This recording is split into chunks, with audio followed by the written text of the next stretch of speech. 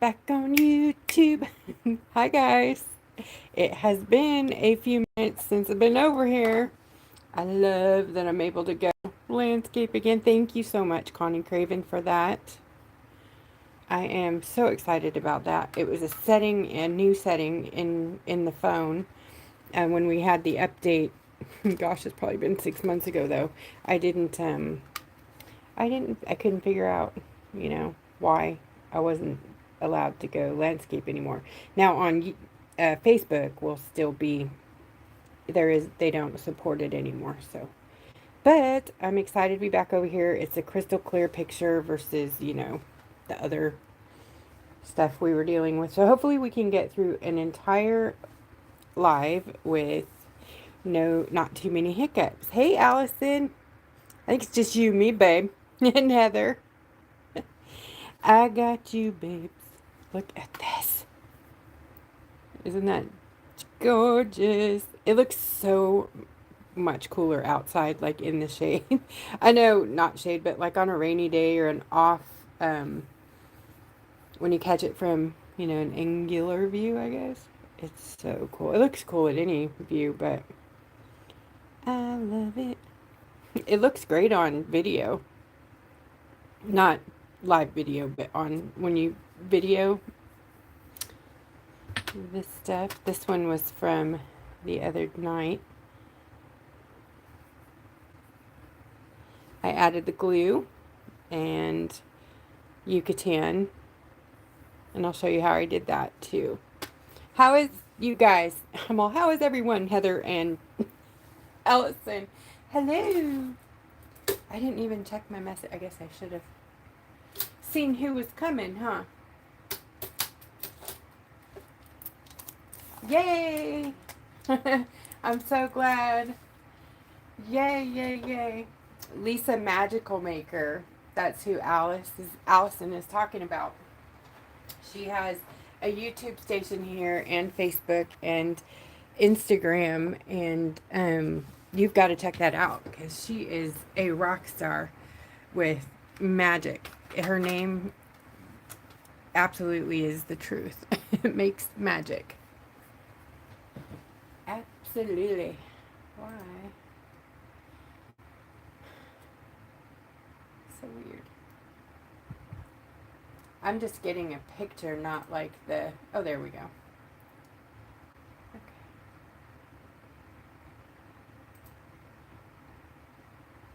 Oh, happy day. Hi, Lisa. Hi. Hello. Welcome.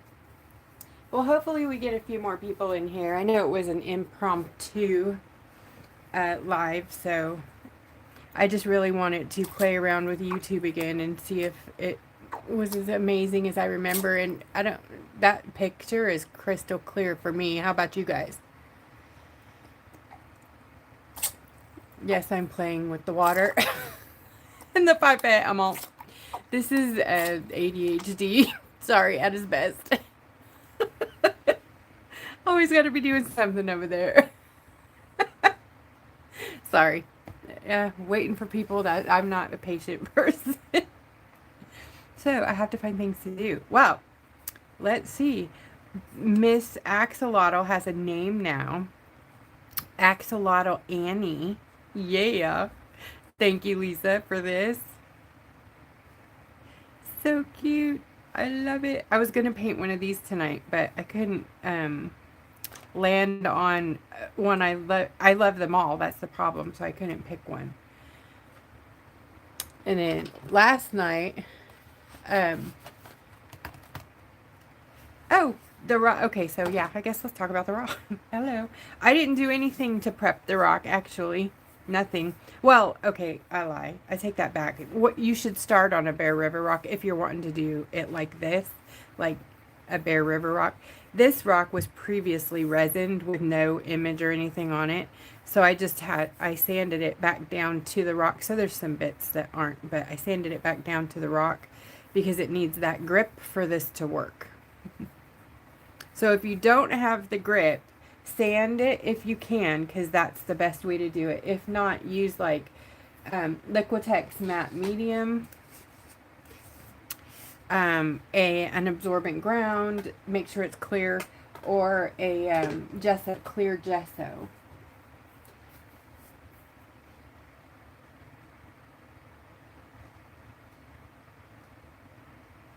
I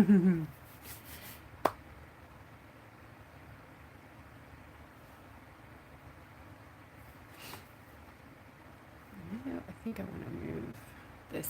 I'm going to try to move this a little bit this way so we get more.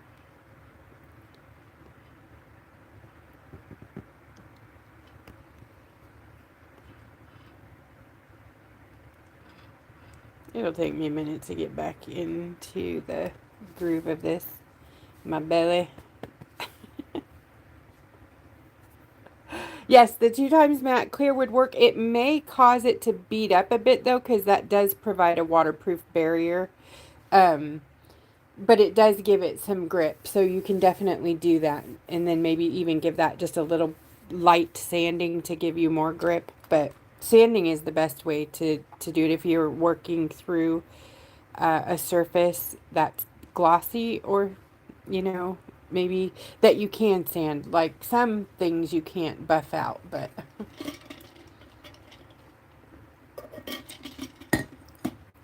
Hi, everyone.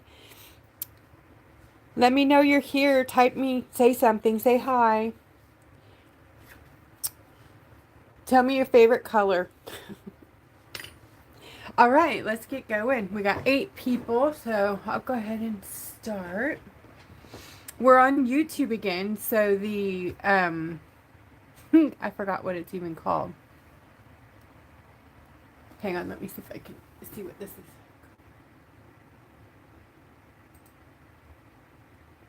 Super chat and super stickers is activated, and those are ding ding ding ding ding ding ding. You guys remember all this? All right, so we're back on YouTube. So that's where Talking Goat or Screaming Goat and the Rattles came into play. So if you want to hear Roxanne, you can support the channel by clicking on that button and buying a cup of coffee. Then hopefully we can, you know, build back up to knowing what we're talking about. I don't know. I'm hoping to get Katie on here with me again. I miss going duo. That's Art. Art the ant. Art. I have some more friends around here. Oh, here's Flower. Flower got dirty, but it's okay if you call me Flower.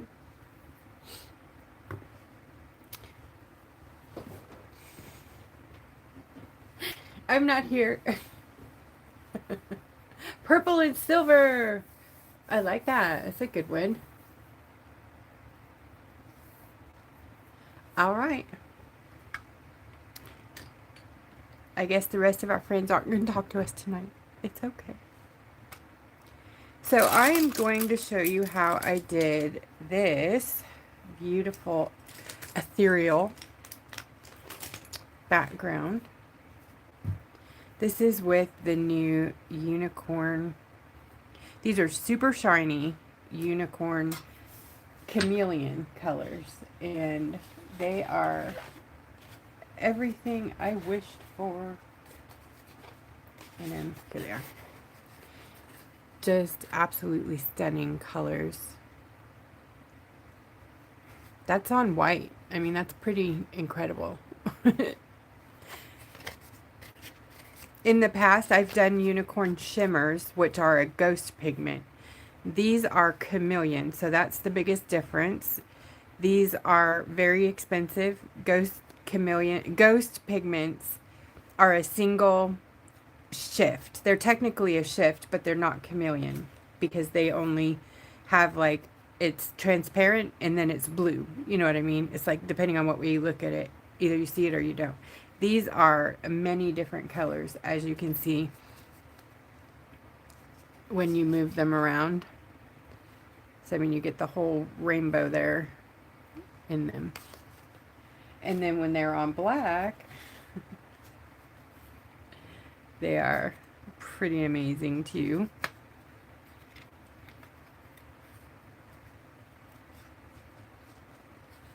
Is it this way? I'm trying to remember how I got them to show up on camera. It's very hard to get them to show on camera sometimes. Chameleons are stinkers. I can see this. Let me see. There. Oh, it's right. I had to get up close.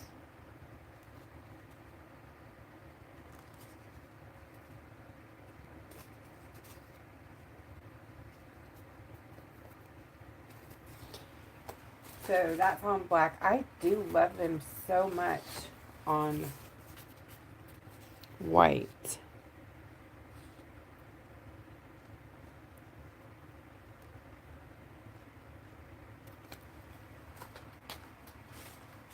Okay, this is what we're going to learn. I'm going to show you guys how I did that. It was super simple. You're going to be so surprised. Hey, Anita. Hello. We're going to do this. Hi, Amy. Welcome.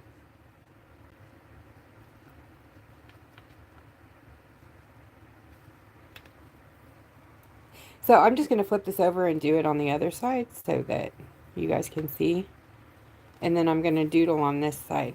But before I doodle, don't let me forget to go spray. This will, you know, the watercolors will clog up your pen, so, because it has binder in it. And so you really, really, really want to do diligence and spray and seal it. And really, you should let it dry really, really good before you use your pens on it. But, you know, we're live, so. Oh, it's okay. I haven't done anything yet. I'm still waiting, dusting, you know, doing all these weird things. So these can be activated by putting a drop of water on each pan. Watercolors. Oh, you know what? Why am I doing that? I'm going to zoom. Oh yeah, YouTube's the in-your-face zoom, so. Come on. Ooh, that's nicer, huh? Except for it kind of lose our... Oh, there we go. Alright, so then you just add the water to your pans. And these take a lot of water to get them nice and juicy, for lack of a better word, you know, to make them like really, really movable. So I do sell my binder. I actually decided I'm going to sell it in the large size now too. So it's the Honey Jasmine binder. It's not in the store yet, but I do have it bottled. So I'll put it in the store as soon as I have a minute. And you can reactivate your watercolors with the binder if they should get funky. Like, you know, they won't lose their like pizzazz, but sometimes when you keep wetting them like I'm doing, I'm making them real wet and then they dry and then you wet them again and they dry. They just kind of lose some of their pizzazz. So you can add like a drop or so of the binder to it and that will, you know, reinvigorate it. The binder's technically, it's the binder that I make the watercolor with in a diluted form, but I'm going to go ahead and bottle it full strength so you guys can try to make your own if you want to try. I know. I said I was never going to do it, but I am. I'm decided. I'm just going to, you guys can if you want to.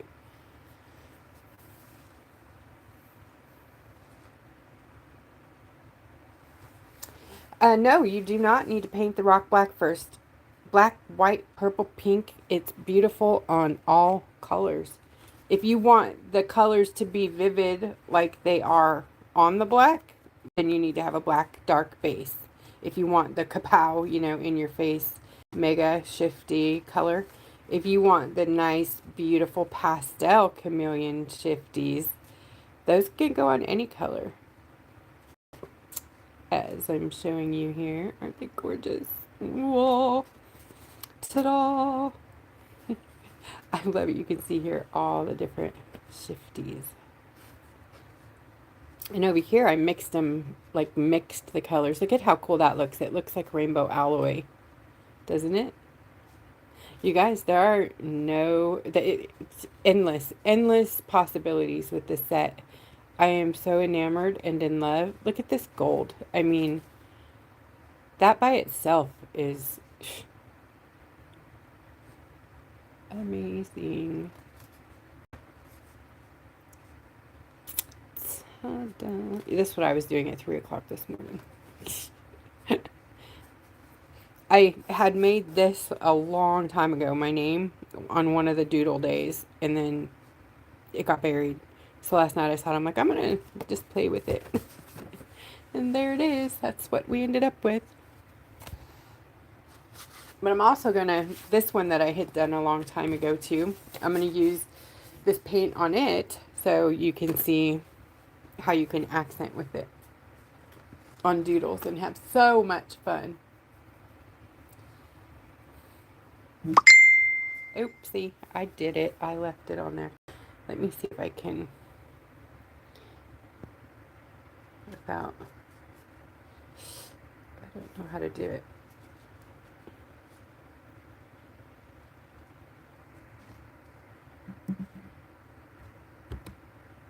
All right, there we are. I'm sorry about that. I didn't mean to. I left my notifications on. Look at this. You guys can see me, huh? That's what I get for playing in the mirror. All right, let's get this party started. I'm going to use a big fluffy watercolor brush with lots of, it's thirsty, so it holds a lot of water.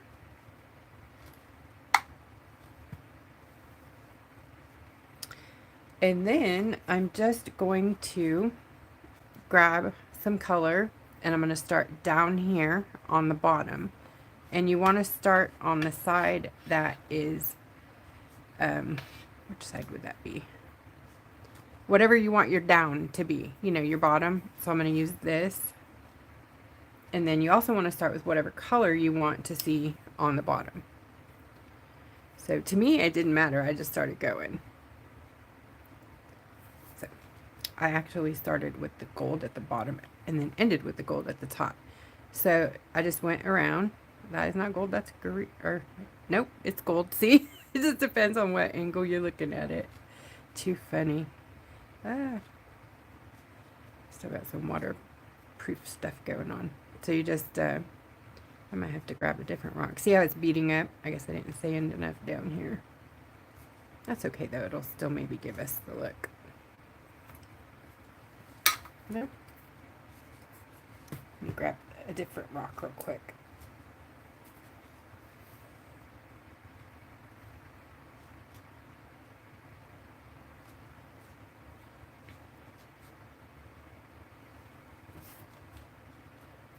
Sorry about that.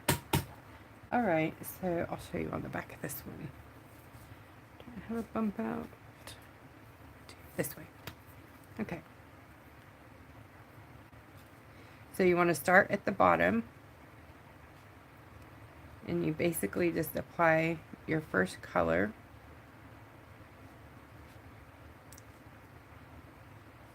And then come back with a thicker application right at the top of that.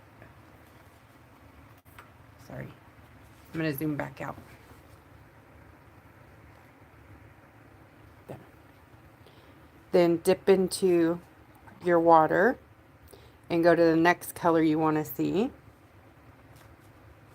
And leave it really, really wet. And then you're going to touch it like this.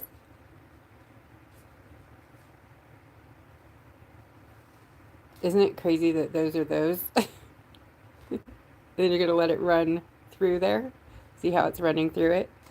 And then you're going to come back and connect it.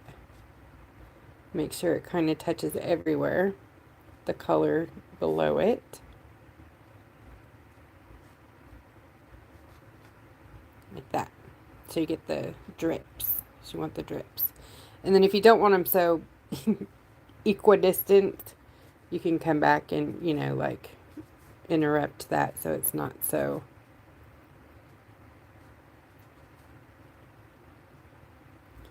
And then I like to let it make the ring around the bottom like that so you get this nice, cool rim. Make sure you have some paper towels handy because does get drippy. Okay.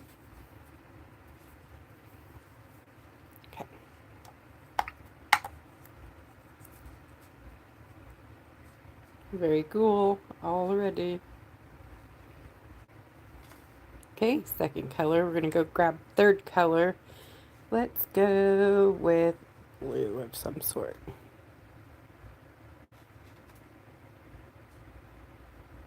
Or purpley.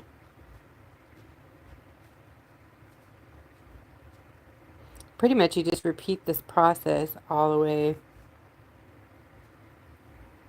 around it. And then tilt it and let it drip down. You can, bring it down with your brush a bit. If it's not going where you want it to, just kind of give it a trail to go down. It'll follow. Don't be scared to get more color if you want it, if you need it. Then I'm going to feed it up here and let it run down.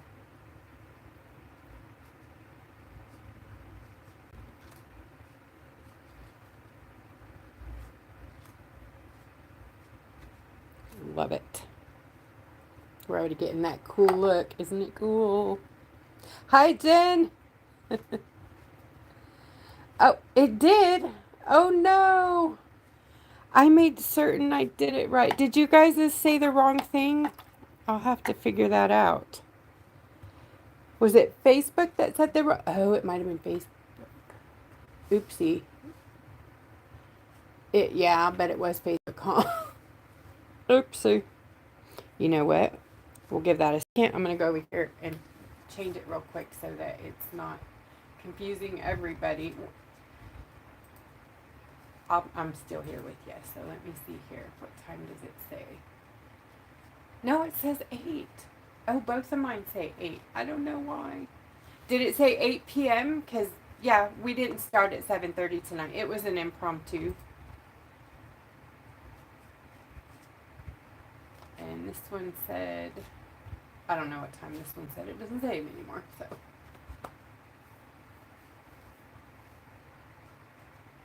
What time did y'all say? Because I was supposed to go at 8. If it said 8, then we're good. I know you're like, 8? What? She goes at 7:30. Alright, I'm going to grab some... Where's the green? Green.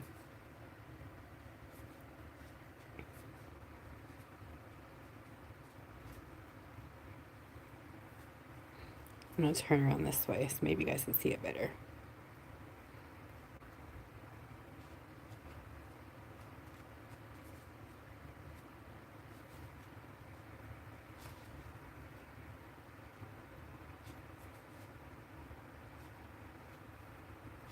This is very fun. It's like a psychedelic. And then I'm just going to bring that strip around like that.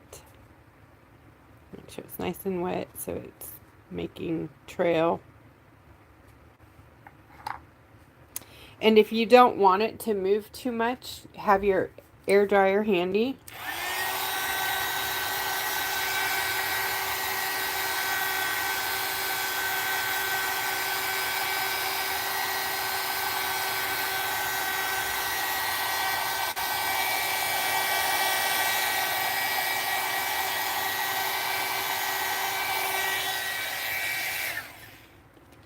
And then you can kind of set it a little bit where you want it to be set. All right. Next color. Let's do this one.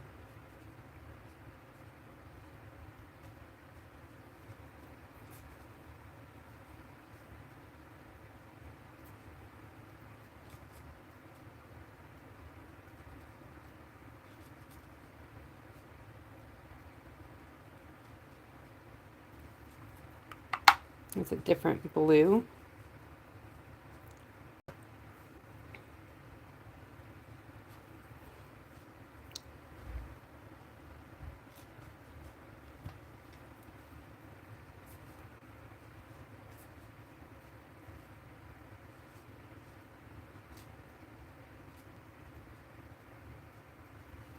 So I'm going to feed it here.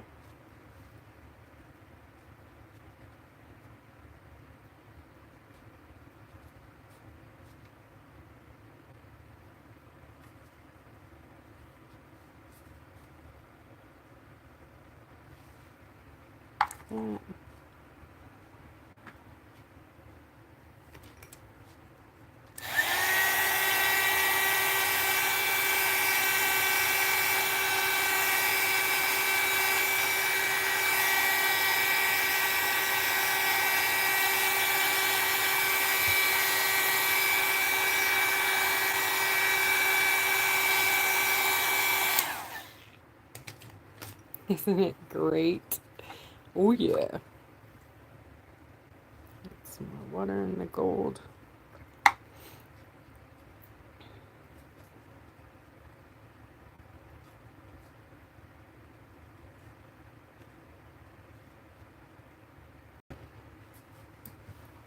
I feel you, mosquito.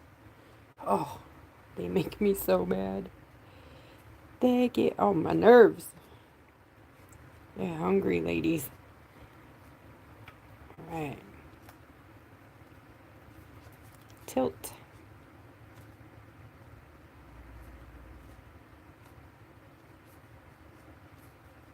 And then don't forget that watercolor is reactivatable, so anywhere you touch it with water or anything wet, it will move. So if you don't want it destroyed, dry it completely, go spray it, and then come back at it. But know that if you spray it, it's going to be water resistant or waterproof sometimes, and then stuff will beat up, which is different than what we're going for. So it's probably best to get this part done and then spray it. I love this peekaboo yellow, green, gold down there. So we're going in with that next.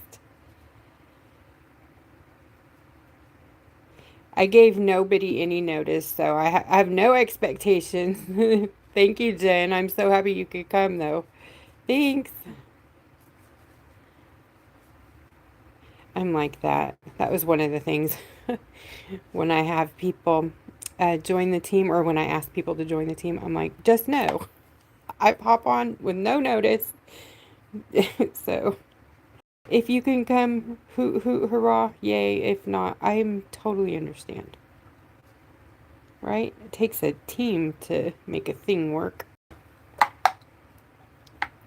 And I love you guys in my team. Jennifer, Katie, Lori, Margie. Of course, I love them all. Sorry. Can't think and talk. Linda Howard. Well, who's the other one? I think I missed one.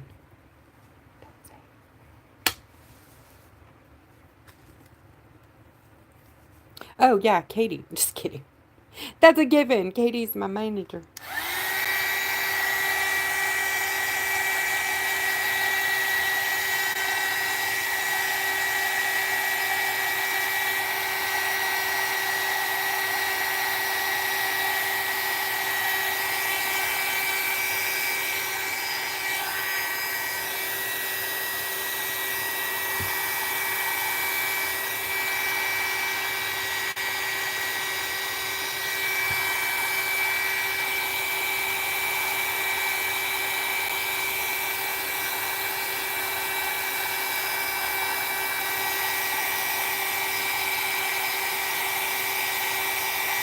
Looking good, huh?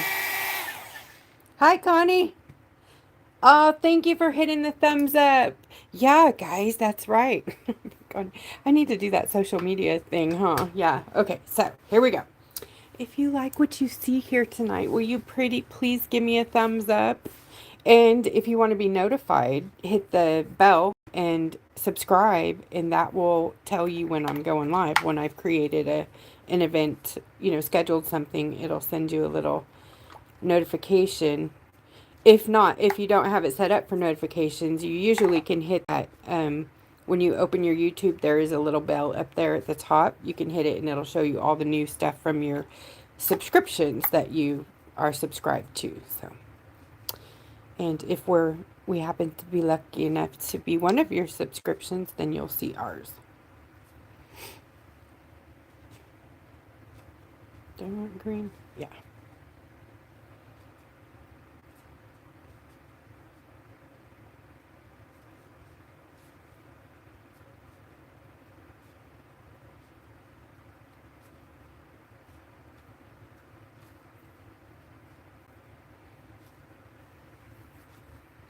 And if you guys don't know, Katie has a YouTube channel too called Rockin' KK, as well as a Facebook group.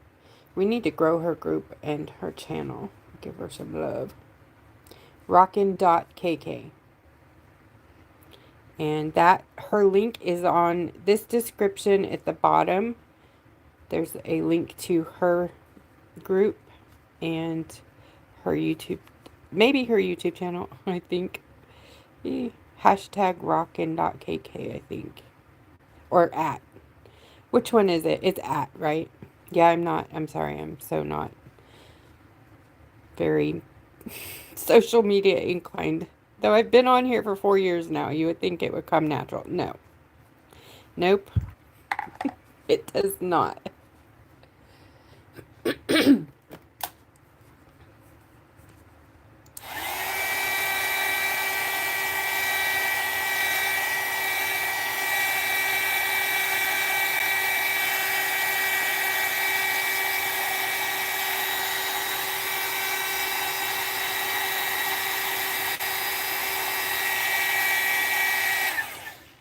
What's that, Jen? Did they block us from posting links? That stinks, huh? I knew they were changing some things. I heard that, but... Hi, Trina.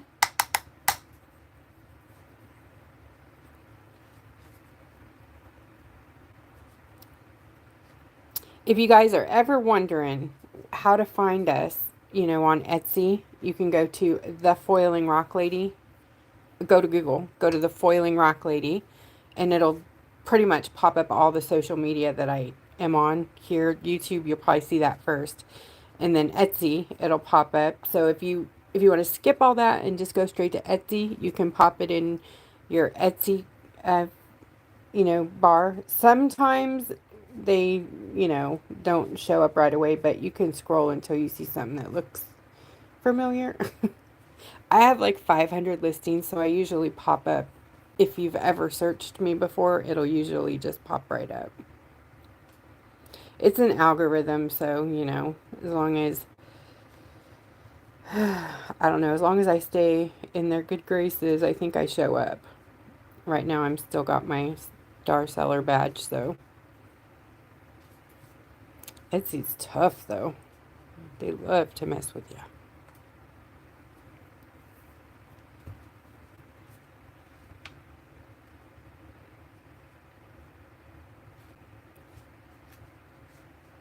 I think I'm going to end it with a blue. What do you think? Which one's blue? I'm going to test. That is a pretty one. Let's do that one.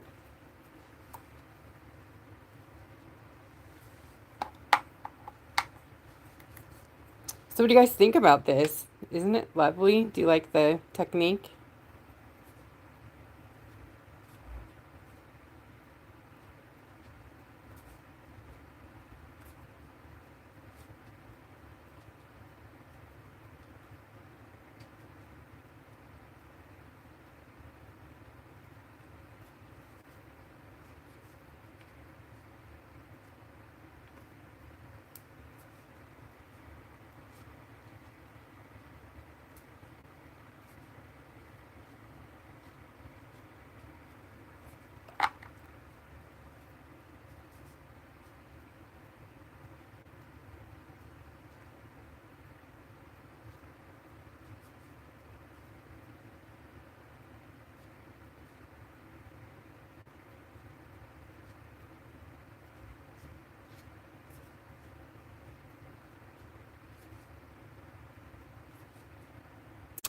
And if you're wondering what I'm using, this is the new unicorn, super shiny, no, ultra shiny, sorry, all these names, ultra shiny unicorn shimmer watercolors. Unicorn chameleon, not shimmer. They are not unicorn shimmer. No, they're not. They're unicorn chameleon.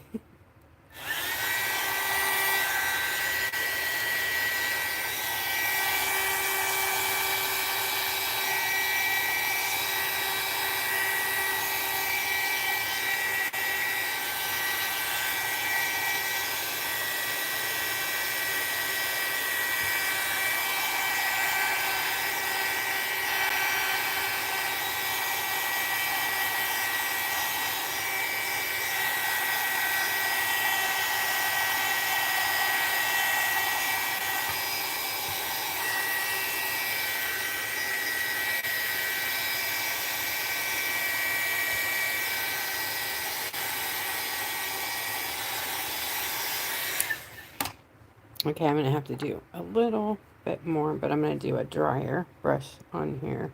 More intentional of the gold up here.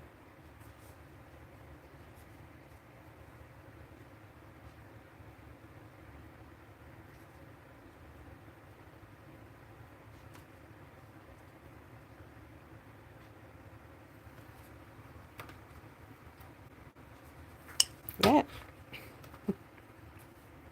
Slip sliding away.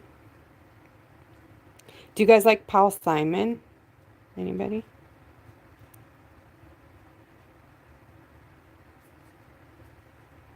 Okay,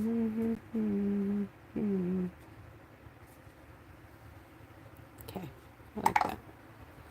And that's where I'm going to end.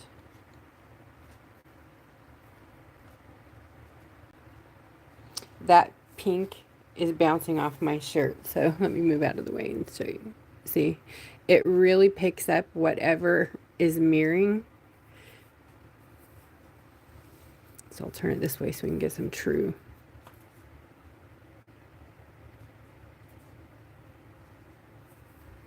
That's not true though either, because straight on light totally obscures it. But that is how I did that. And that's how this was made. This was a lot faster, messier. So if you want just like, this was like 5 colors, I think, just, you know, layered really fast. And then this one, I tried to get them all in there. I think I might have missed that one, but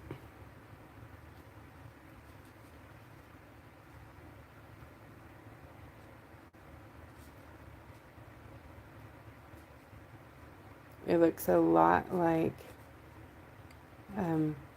rainbow alloy to me. I'm so drawn to that stuff, rainbow alloy, that when I can recreate it, it just makes me so happy. You know, these types of things.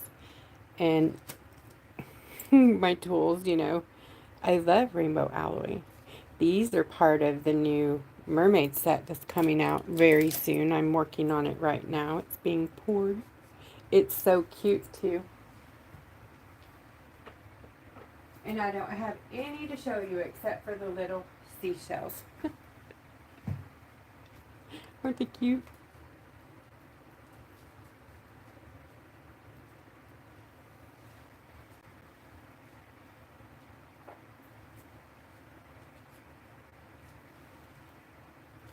It's a very fun thing happening.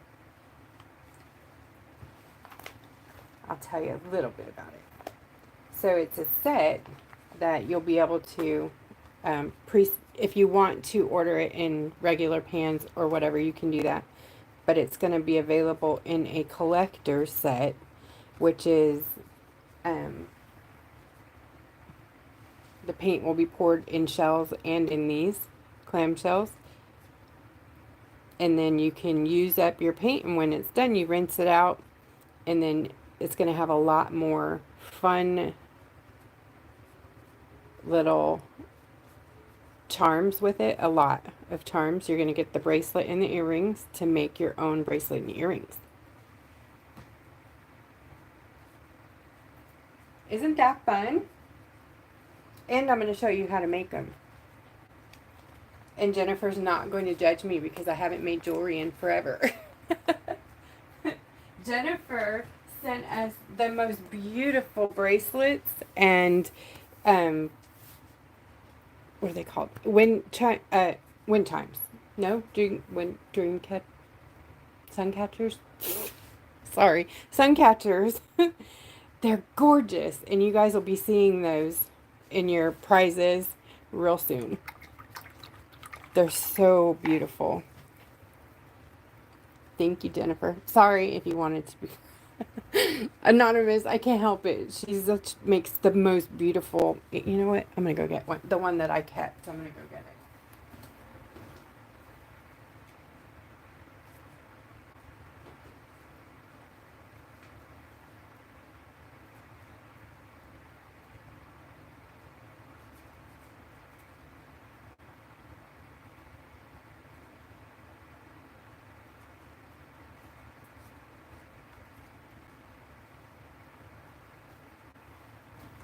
I had Katie put them away so that I wouldn't be tempted, but this is one that I kept for myself.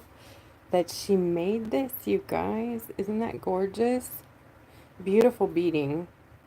There's all different kinds. There's bead dangly ones and then all different styles and color combination. There's some, very shiny holographic-y ones, some dark, some light, pink, white, pearl, whatever. She did it all. They're so beautiful. Look at that beautiful brown finding, that closer. It's magnetic. Thank you for doing that, Frank. Those are beautiful. We have so many people, you guys, donating lots and lots of stuff, lots of artwork. We have original artwork coming out in the gifts and the prizes and the freebies from members who have sent in their artwork. Beautifully packaged, ready to go. It's coming to you. We're excited to be sharing everything that you guys sent in. Such a fun way to spread the love everywhere. Hi, Sherry. Or sure, who is it? Yvonne, hello. Kristen, hi. Who else? Let me catch up here. All right, I'm going to go spray both of these so that I can play with them and make some doodles. And then when I come back, I'm going to do a little work on this one, and then I'm going to show you how I did the that around there. Be right back.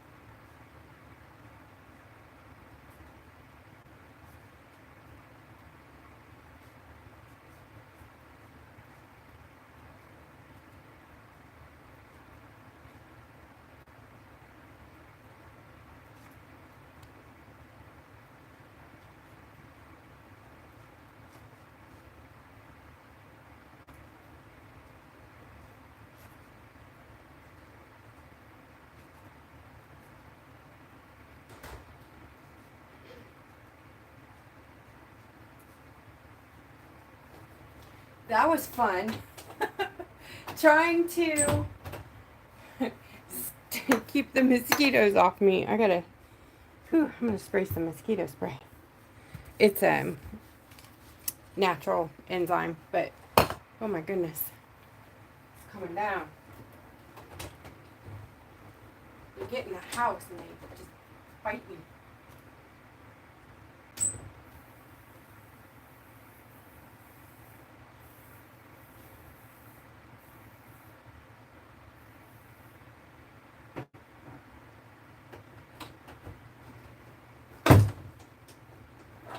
Okay, I sprayed the rocks and I sprayed myself.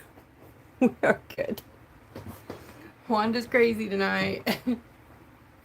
Mosquitoes will make it happen. Oh, what are you guys doing? Look at you.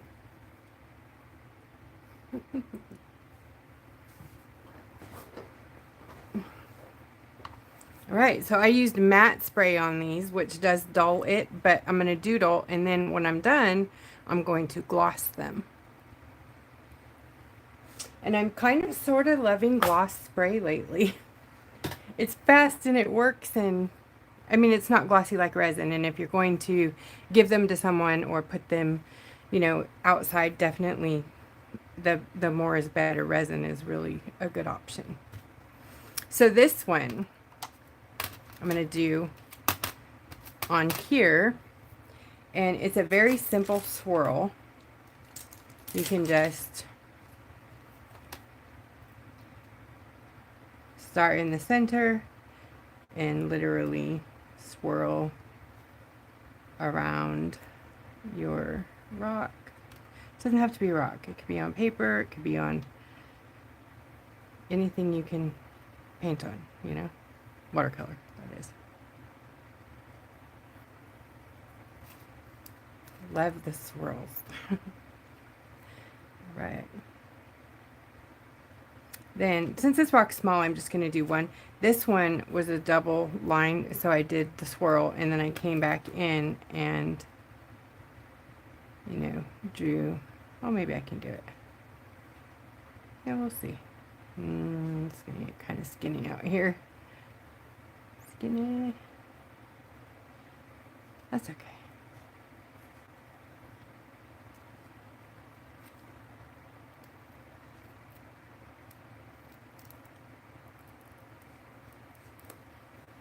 Can you see it?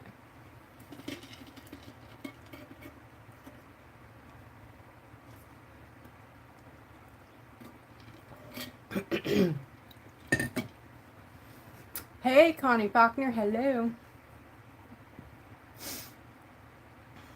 Sorry, I'm catching my breath. Whew. Between the smell of the spray paint and the smell of the mosquito enzyme, Lord, having some fumes up in here. Okay. Not that I sprayed in here, they just follow you. So it's pretty much the same idea, but I'm going to use a liner brush instead. So I got to activate my paint pens again because they are thirsty. They like really eat the water. And then you just start painting just the same way, but instead of doing like a whole stripe, you go a little ways at a time, and then go to the next part, next part, next part. I'm just swirling a bit to get them moving.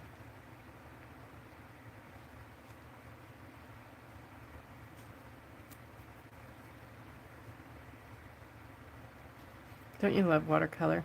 So I had a couple of people ask why they are so expensive. Let's talk about that. These are pure pigment.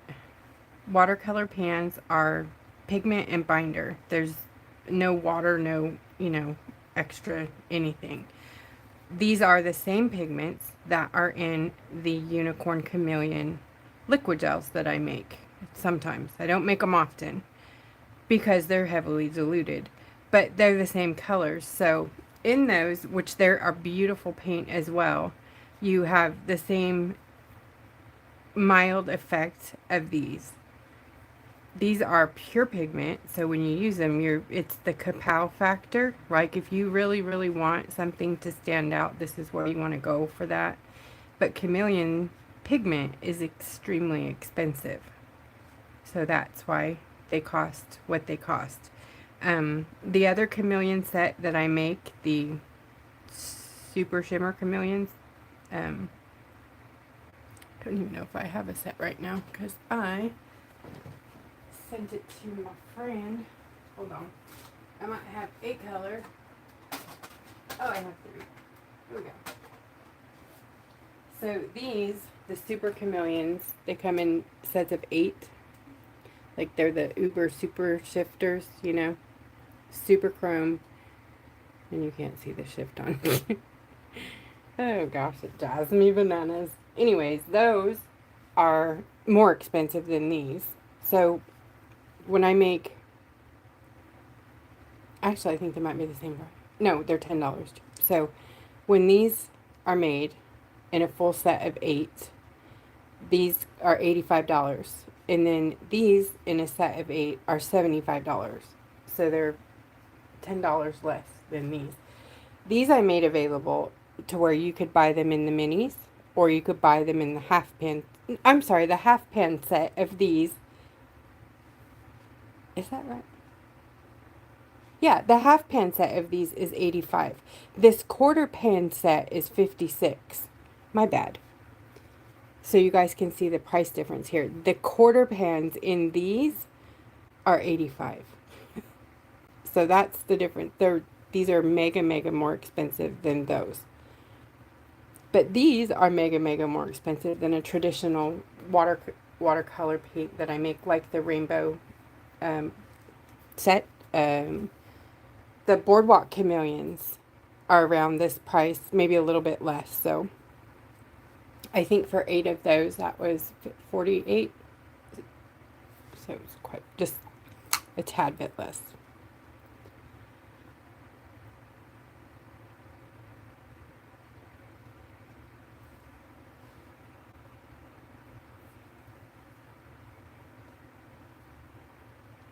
Alright, so I'm going to start here in the center and looking for the pointy part, but it won't stay pointy probably.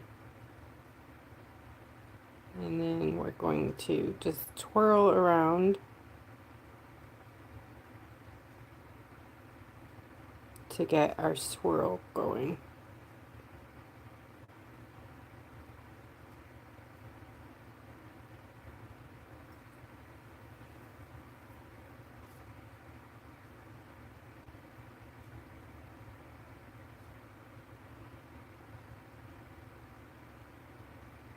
I think I went on the wrong side of it.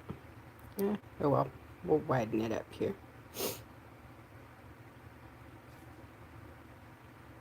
More colors better anyways, right? Yes. See all the shifting going on there? That's lovely. Right, then grab another color. I love when these dry. They are so chrome shiny. That's why I call them super shiny, because they're like high chrome mixed with chameleon in a transparent formula. I love it. It's mega cool.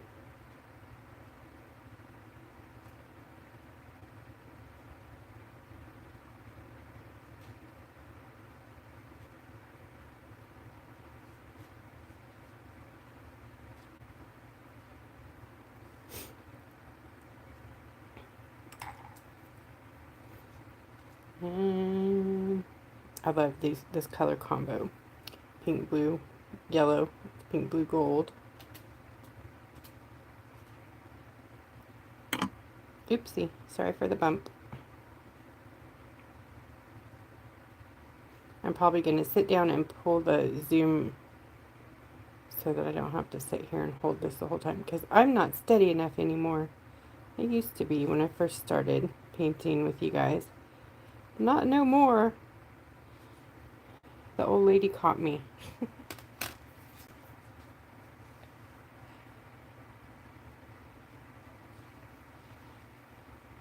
Jen said it. Good pigment is expensive, and I'm sure you guys have figured that out. Like, think about the chameleon eyeshadows when you buy one.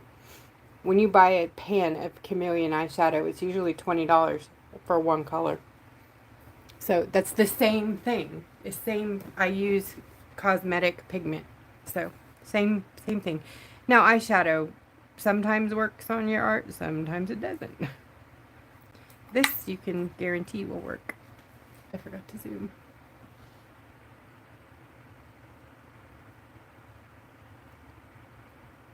Sorry about that, because I'm using my phone as a camera. When you touch it, it does that jump. Alright, you know what? I'm going to add a little bit bigger of a section there.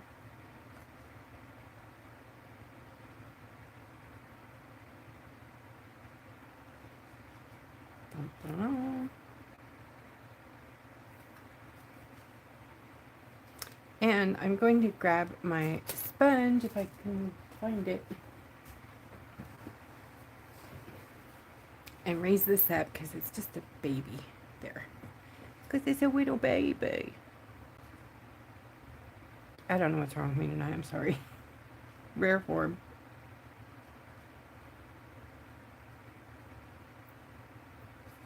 Because it's an unscheduled time, right? Okay. Let's do this one. This one color, for some reason, loves to just steal the water.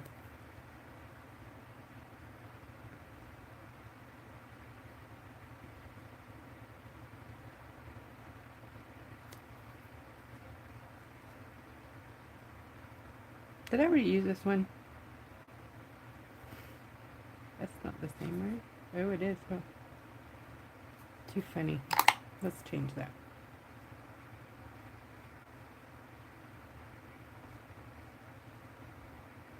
Or no. I think it was this one first. That's okay. No, this is right. This is me talking to myself. Not really. You guys hear me, huh? Do you guys do that? Have conversations with yourself and then answer? That's when you know it's real bad. Stay rare. Thank you. I'm like, the older I get, the more weird sounds I make too. I can remember as a girl growing up. I really can. I can remember that. My grandmother used to just weird us out so much because we really thought that she was crazy. She would walk down the hall, my Italian granny. She would be walking down her hallway, which was very long, making these weird noises like talking to whatever wasn't even there, but making the craziest noises. And we were like, "Are you okay?" You know, always asking her, what is that? What are you doing? She's like, "I don't know. I just like the way it sounds." Well, fast forward, you know, now I'm not a grandmother, but I'm walking down the hallway, 50 years old, and I catch myself making the strangest noises just to keep myself company. And my son does it, and he's just 15. And it's interesting. You know, I think he genuinely loves to hear the sound as well. And he is autistic, but I almost think maybe we are too, you know, a little bit in my family. Katie thinks I am. I'm definitely ADHD, but I'm thinking my grandma was too, you know, like maybe it's just a family thing that we're strange and have to have tickle the air, you know, tickle, tickle, tickle down the hallway. What is it? Oh, and I snap. I have a tick. Yeah, I'm a snappy snapper. Doesn't this look like a galaxy? Isn't that awesome?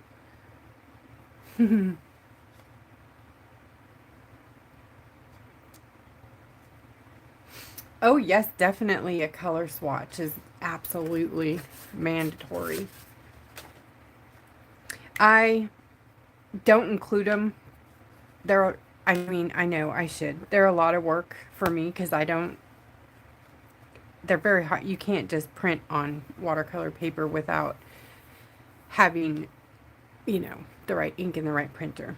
You can, but it's not very nice paper, you know, the printable watercolor paper. I like the nice watercolor paper. So then you need to use a stamp. I've tried this. You guys, I'm not kidding. I've made, look, I have all the swatchy stuff so I can make you guys swatch cards. I just can't stamp straight. So I waste so much paper and then I'm just forget it. But I suppose I should ask you if you want a swatch, then I'll make you one and include it in your order. Let's do that. How about I do that? If you want a swatch, I'll make you a swatch card. Or the 2x3 or 2.5 by 3.5 ATC cards that I make are watercolor paper, and then you can swatch yourself. I can just put a piece of paper in the lid. Would that be okay? Is that what you meant, Kristen? Where'd my brush go? There it is. Disappeared. Okay, where do I go? Maybe blue? I don't know if this is blue or purple. But yeah, a swatch would be nice, so I would know which color. You know what? We are going to remedy that right now. Oh, here's, look, a swatch of the other chameleons I was talking about.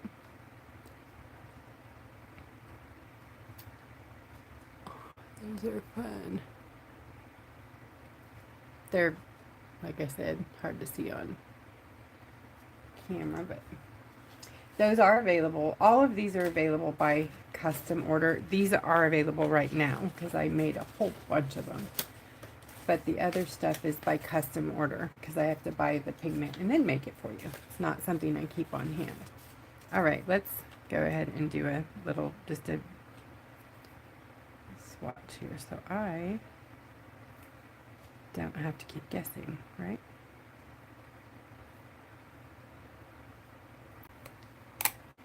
Changing brush.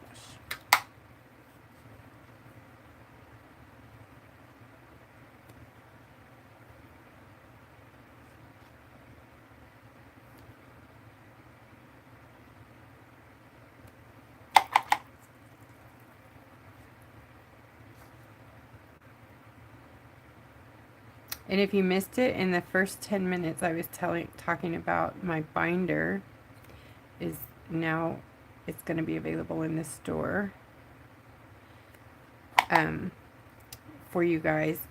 I have sold it before in the little tiny bottles, the little mini watercolor reactivator binder, but I'm going to sell it in big supply so you guys can do with it what you want. If you want to make something, if you want to reactivate your watercolors, especially with things like this that take a lot of water, it's very good to have a binder on hand so that you can just put a drop on your paint every once in a while and basically give it some food, you know, keep it nice and rich and creamy. It keeps them so creamy and rich and very yummy. Oh, you can't even see what I'm doing here. Sorry.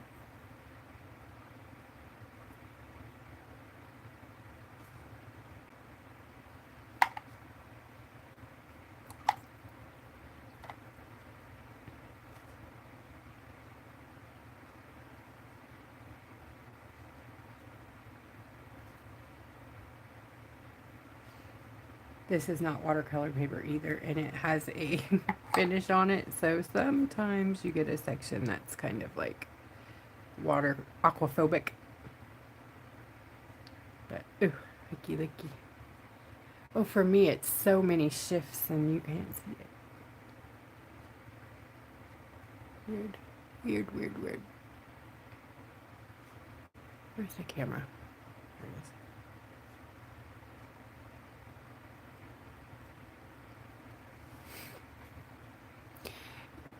If you guys think I'm going all over the place, I am, because what I see in my phone is not what is being cast, and I don't know where to put myself. It's very strange. Okay, anyways, so now I know where the colors are. Let's get back to this. Sherry, that's how.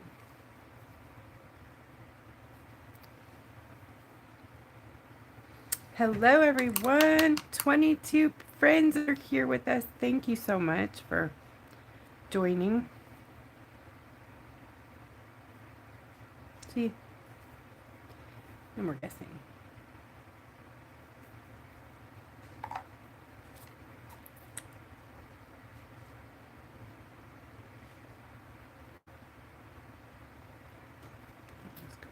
Oops.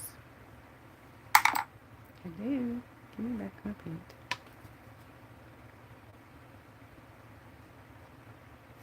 When you are done using watercolor, you need to let it dry all the way before you close it in a tin. So when you get a watercolor from me, it's really good, especially if it's fresh made, something that I just made. Open your tin and give it a few days at least to re-solidify, because the humidity in Texas is very high. So if you just leave it locked up in its tin, there is a risk of mold. Even with all of the things I put in my binder to prevent it, it can happen. So if it happens, you can add a drop of clove oil on your watercolor and mix it in. You know, first you're going to activate them like they are now, really, really wet. Not when I say a drop, I mean a tiny, maybe not a drop. Just dip your, like this, into some essential clove oil. It has to be like pure oil, not like diluted or anything, just pure clove oil. Dip the tip in it, that kind of a drop. And then you're going to mix it in as best you can all the way down. And then when it dries, it's basically been treated, and that should contain the problem. But you have to let it dry all the way.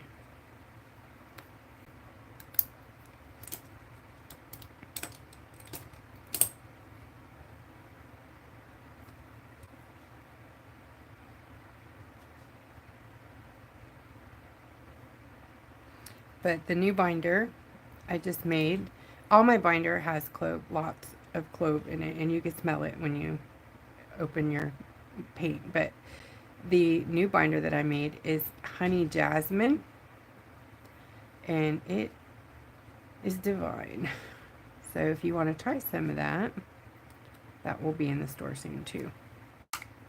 Like probably tonight or tomorrow. It's already bottled. I just haven't had a chance to make the listing. You know what I mean?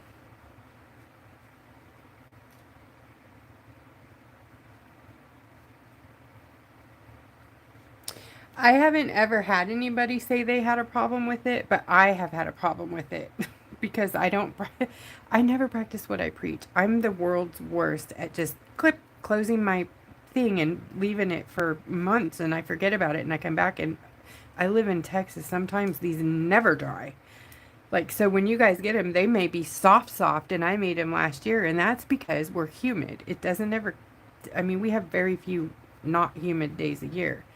But the paint, as long as it's out in the air, even in humidity, it, you know, I've never ever seen it mold out in the open. So, but I did have a really fun experience recently. So that did not make me happy. I was like, what? I heard of it, but I never actually experienced it. But it was my fault, 100%. I'm not saying it's your fault. If you didn't know, you didn't know, but definitely let them air dry. Super important. A lot of us, these plates like this, just take our paints out. I have a great big one, but it has to be aluminum, not stainless steel. So if you have like an industrial cookie pan, they don't magnetize. So you need to get an old aluminum one that, you know, cheap, dollar store. And then you can put hundreds of pans on it and leave it out in the air to dry. And if you want them to dry a bit faster, you can pop it in your windowsill and let the sun help you a little bit. Don't leave it there, but you can put it there. The sun is a wonderful antibiotic. Like, it kills a lot of stuff.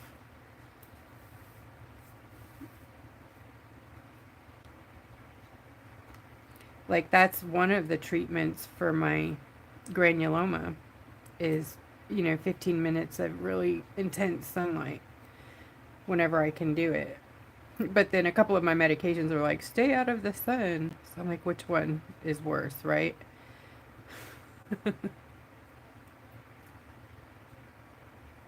So generally, I don't go in the sun, but like right now, I'm in full blown, yeah. So needless to say, I'm getting a little sun right now.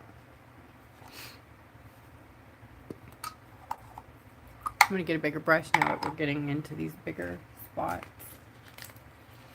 These are the Princeton Neptune series. If I can find my, it's worn off. But Princeton Neptune, this is a number 2. Sorry. There you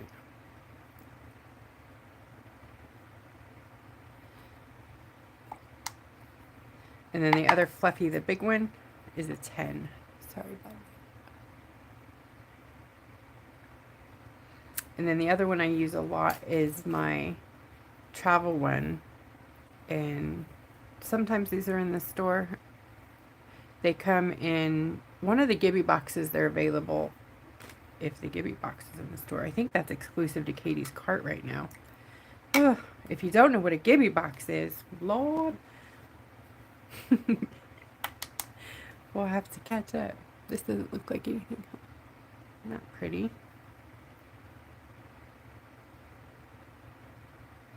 Give me blue. This one.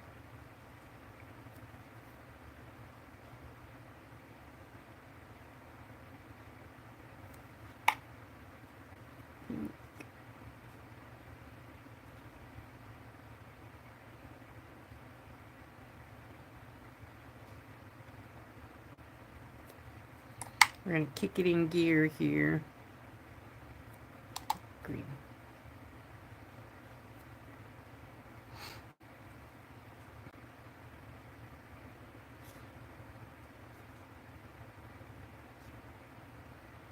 Oopsie, getting a little close there.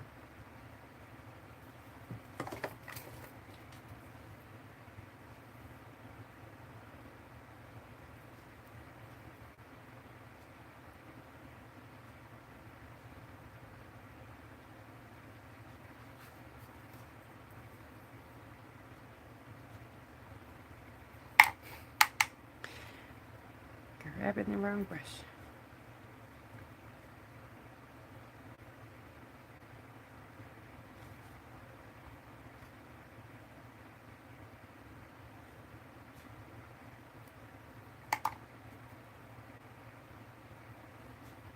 Gonna have to hold this a bit. It's got a angle there. Oh, ding ding. Oh my gosh, I haven't seen a bell in a long time. Thank you. Who was it? Jen? Ha! Thank you. Woo woo! Ding ding ding ding ding ding ding ding ding. Da-na-na-na-na, da-na-na-na-na. Roxanne. Da-na-na-na-na. Everybody says thank you, thank you, thank you. I'm zoomed in, so I'm gonna have to bring them all up here. Oh, Flower's wearing Jennifer's bracelet. So. And then we got one more person, one more dude here that has something to say about this. Thank you, Jen. Woo, thank you. Roxanne. That has been a minute. Katie's in the house. Rockin.kk. I don't think we can do links anymore, friend. So sad. But I was telling him about your YouTube channel and your Facebook group. We need to give you some love and get those numbers up on her group. So we have lots of places to go, when we want to have content. So.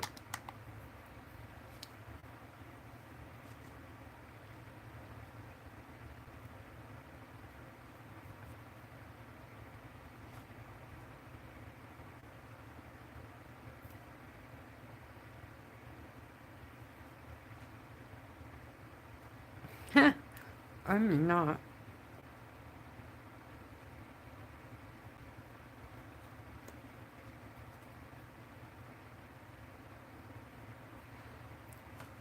Too funny.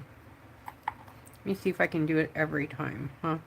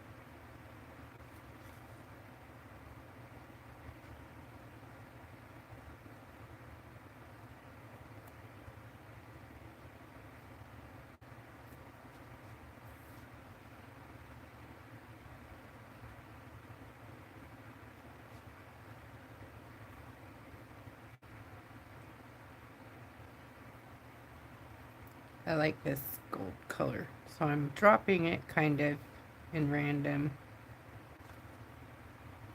spots, kind of break it up a bit.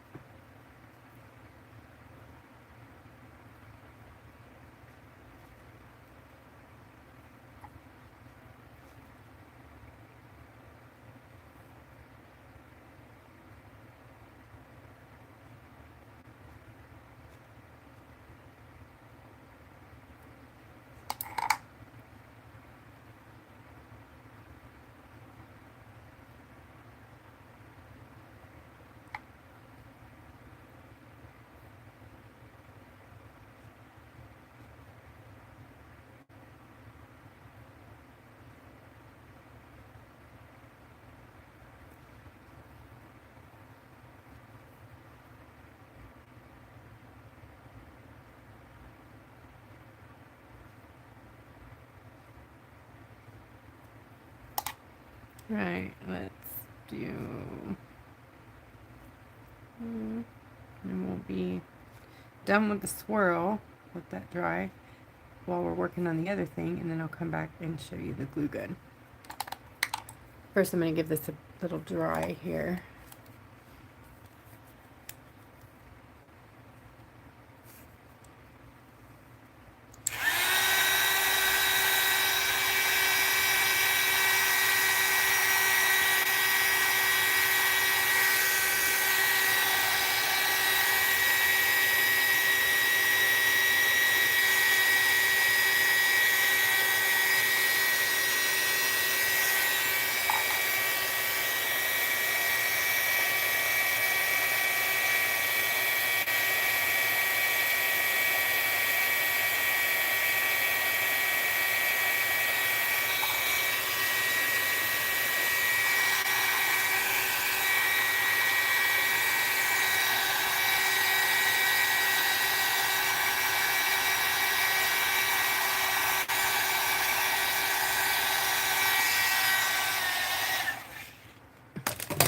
Isn't that great? Oh, so fun.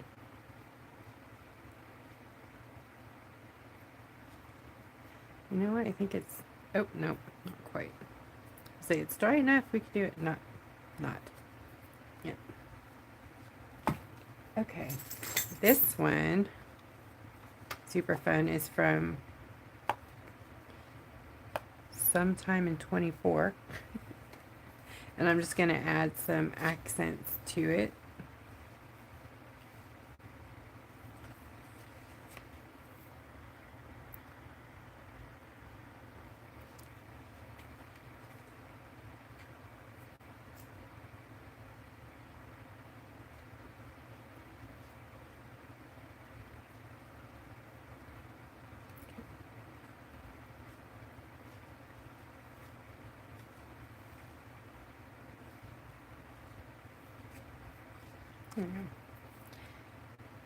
I think I'm going to stick with the color families that are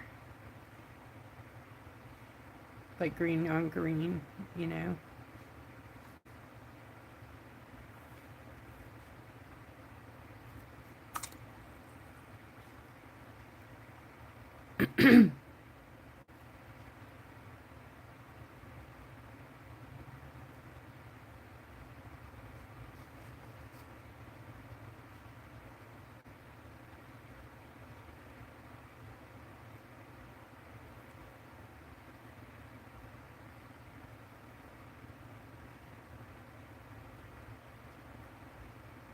So I'm just going to do like little green, little color pops here and there. And then when you move this card around, you know, it'll be like, whoa, did you see that?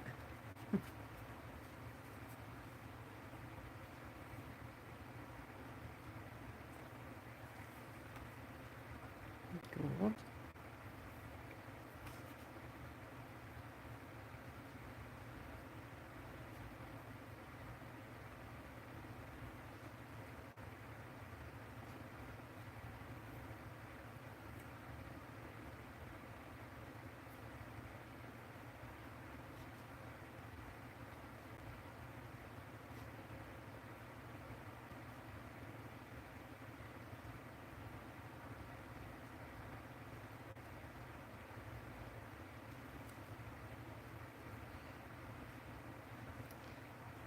Gold on that is nice and orangey gold, and gold on this one is a nice bright yellow.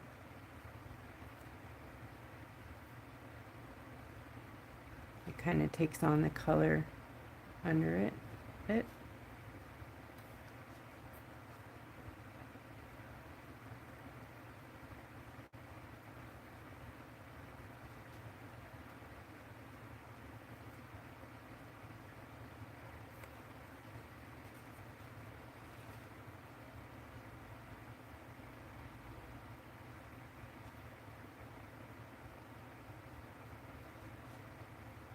Is it showing anything? I might have to turn my flash on for this one. Huh. I wonder why. Do I have flash? There we go.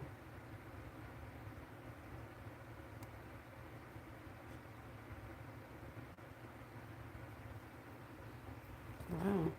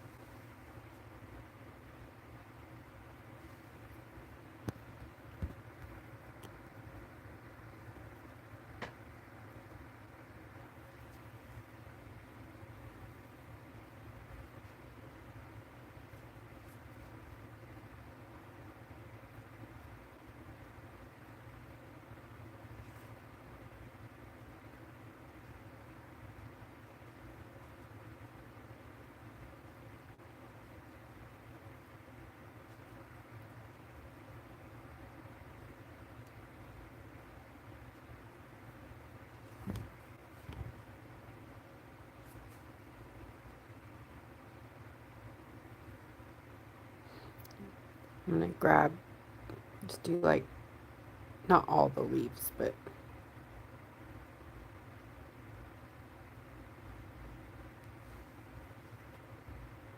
then when it dries, you'll be able to see through it. Nice. Okay, getting a rhythm here.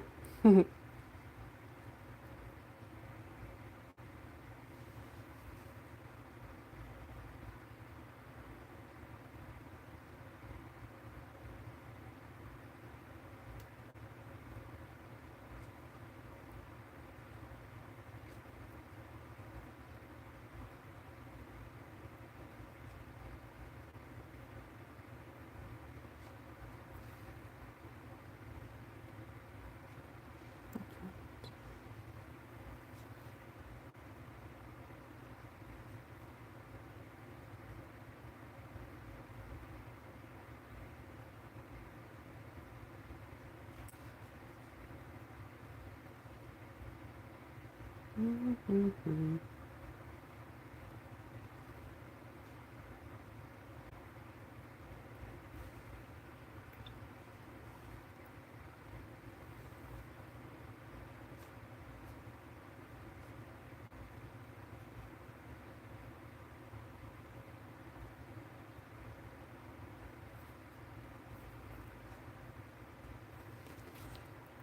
So yeah, you can totally accent with whatever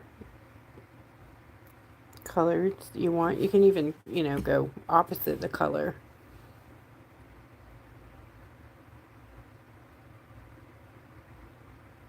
Which may show up even better because, you know, opposites. Oh, there you go. You can see it.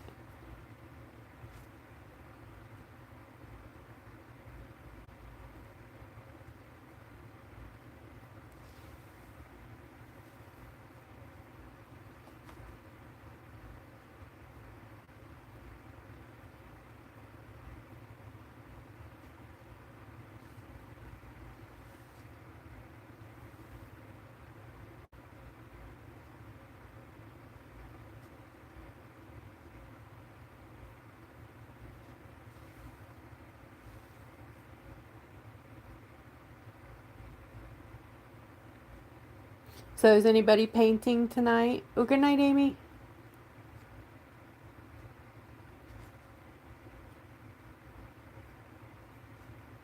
What are y'all working on?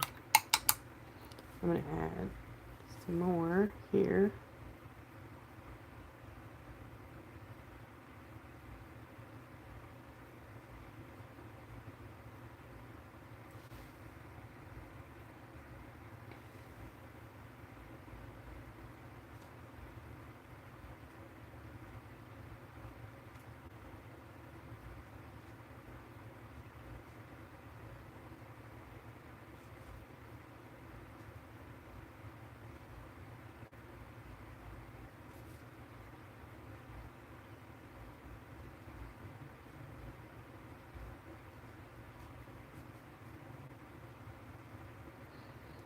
And I think add a few little stones, on the center of the flowers. That's just gorgeous.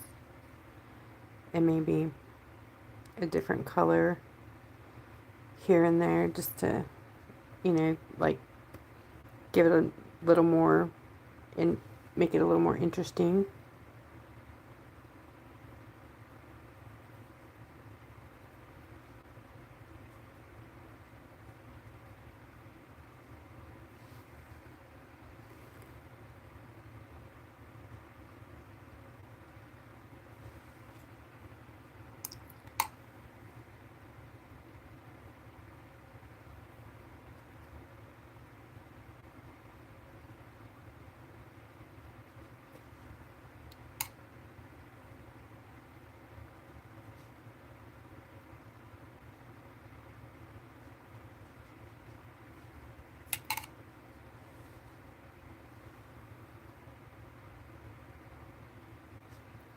Add a little gold in that one because I love gold.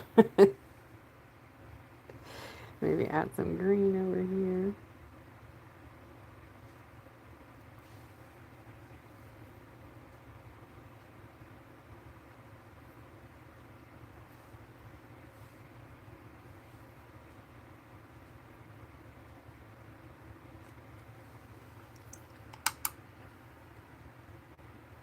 And blue.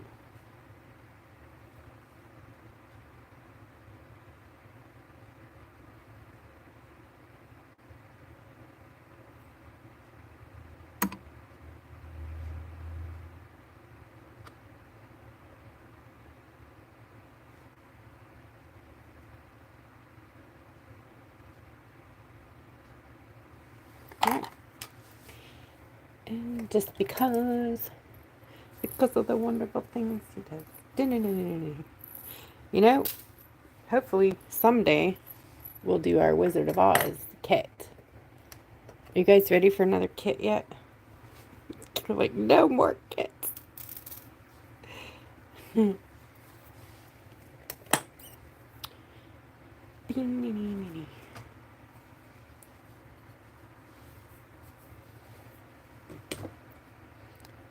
Barely, where are you? There you are.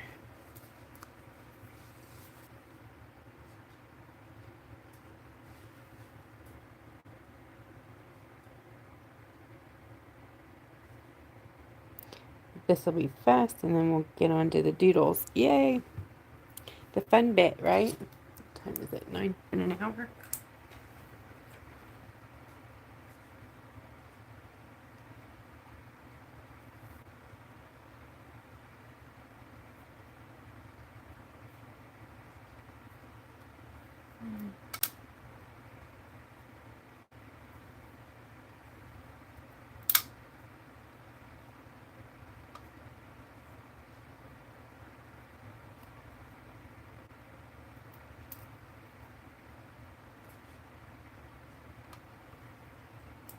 See, that just fixes everything, right? Bling, bling, bling.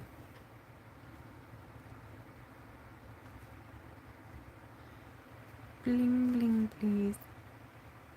Yes. Gorgeous. Okay. You know, you can add to whatever you're working on. Let's see.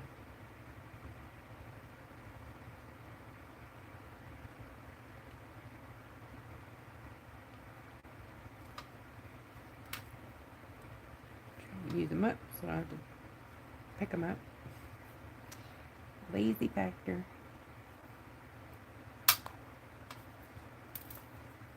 I should have put them in my other tray. The magic turner tray, the rhinestone trays.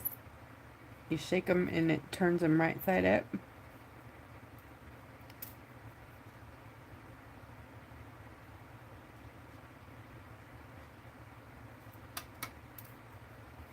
Come on.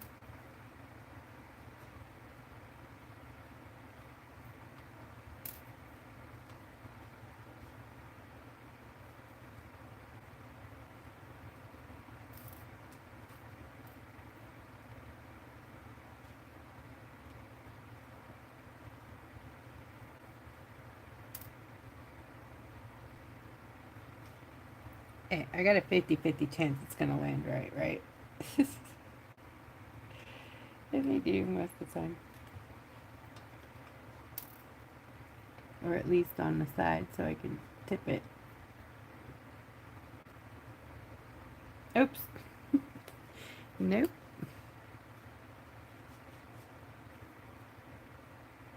That's right. That was alright. Alright, let's do... Where should we put the big one? Up here. Ooh, get off of that. Huh.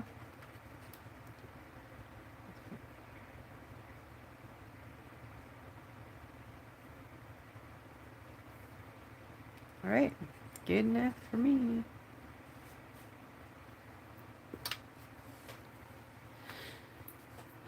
So pretty. Easy peasy. You could do your ATC cards like that, your greeting cards, whatever. Right, back to this dude. Usually I would put a black line in there, so why change it now? Script brush. Where did it go?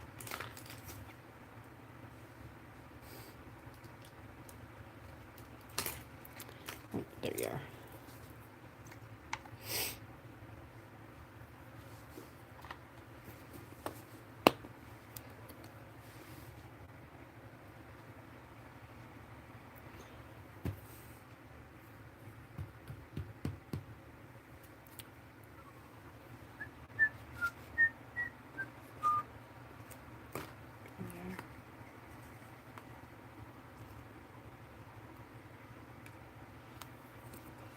Some black.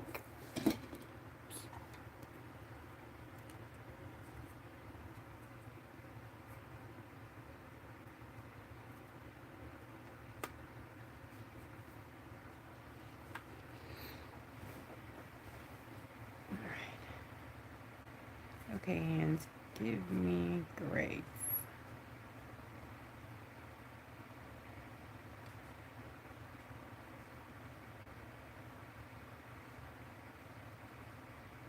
It's also very beautiful to leave the natural stone under it. But because I'm going in with the glue gun, it doesn't really matter. I'm just going to cover it up. And this doesn't have to be perfectly straight either. As a matter of fact, it looks kind of better when it's not. It looks more, what would that be? Tribal Aztecian, you know, symbolish. Looks better when it's knobby and notchy. Knobby notchy. Also, you can kind of stamp with the paint, kind of, sort of. You can definitely use stencils.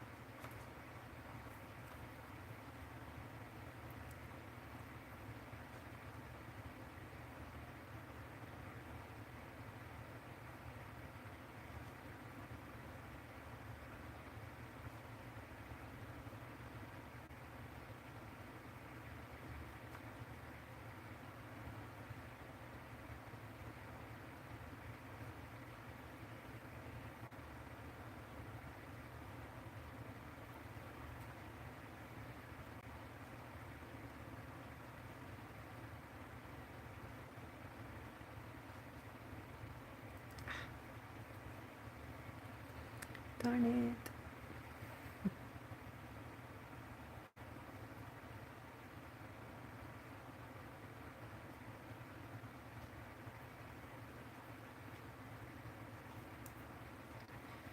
Oh no. Who's the Bell, Bell, Bell, Bell, Bell. Sorry. I'm totally lining right now. You think I'm looking up there? No. Whose is it? Who did that? Who's the bell? Ah, see, now I'm just going everywhere. I better stop. Who? Phyllis, Phyllis. Hi, Phyllis. Okay. Now I gotta find all my stuff again. Where'd I put it? Oh, look. Here's one. Yay! Woohoo! Yeehaw! Da-na-da-da-na, da-na-da-da-na, da-na-da-da-da-da-da. Thank you, Phyllis. Do you want Scream and Go or Roxanne? Roxanne. And Scream and Go.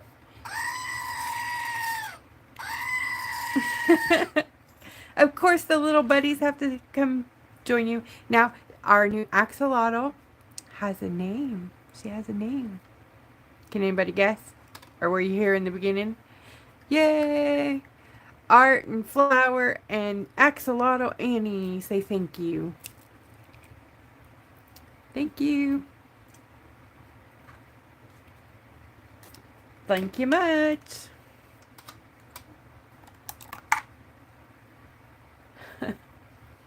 Awesome, thank you. Oops. Just have a little tiny bit here left.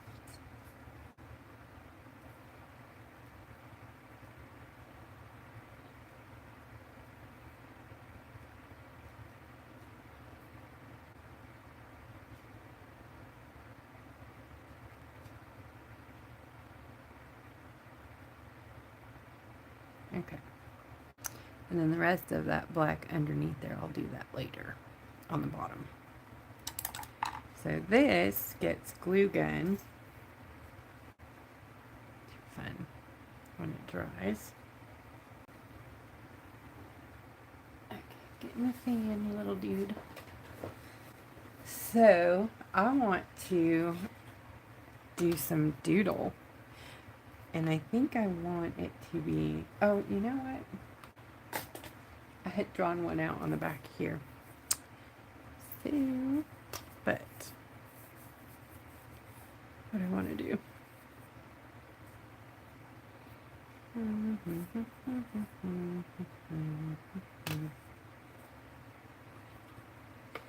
Yeah, I think I'll just try to draw it on here.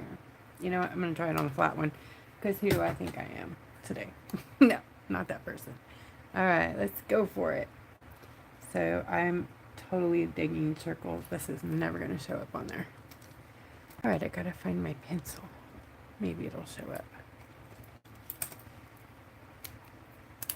Thank you, Anita, for this awesome pencil.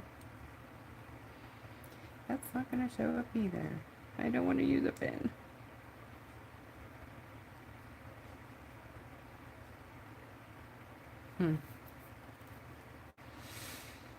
I'm not good enough to just go in there with a pen.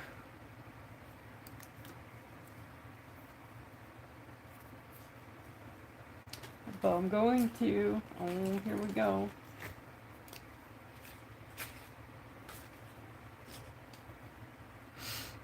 Dang.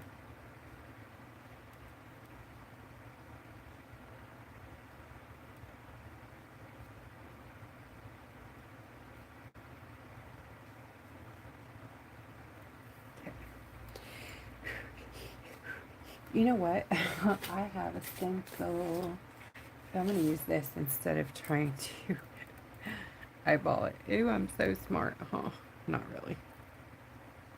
But it's going to help me so much. Maybe.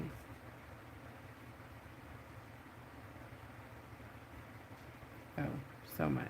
Totally going to help me. See? Use your tools, guys. Honestly.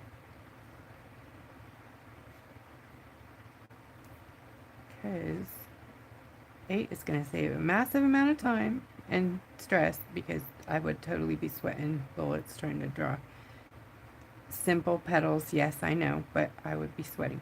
This is not what I was going to draw. I was going to, well, it's on the back of, yeah, it's on the back of the rock. Don't let go.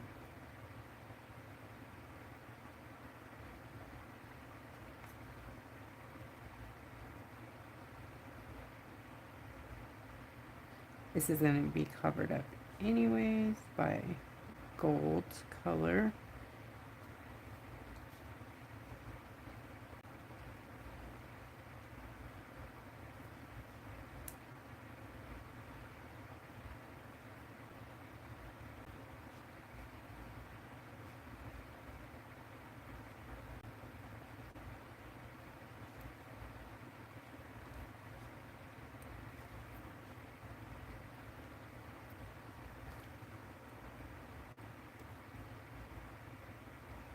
Oh no, Lisa, don't.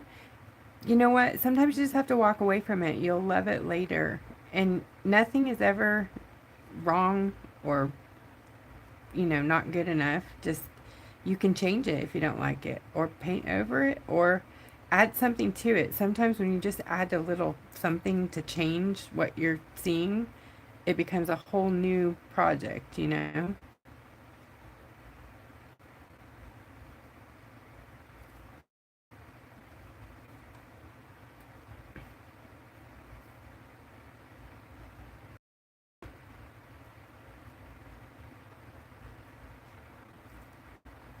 Okay, that will work for me.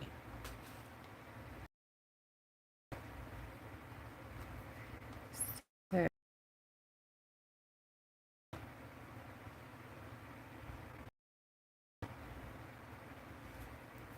keys.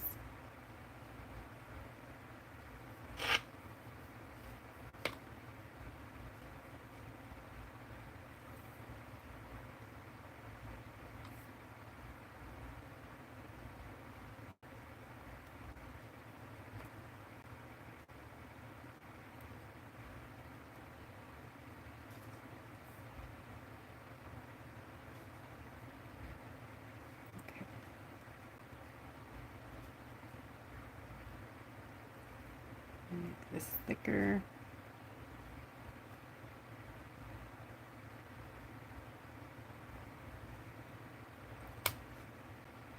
Actually, I'm going to change the Posca. Maybe. I can't remember if this is waterproof. Something's telling me no.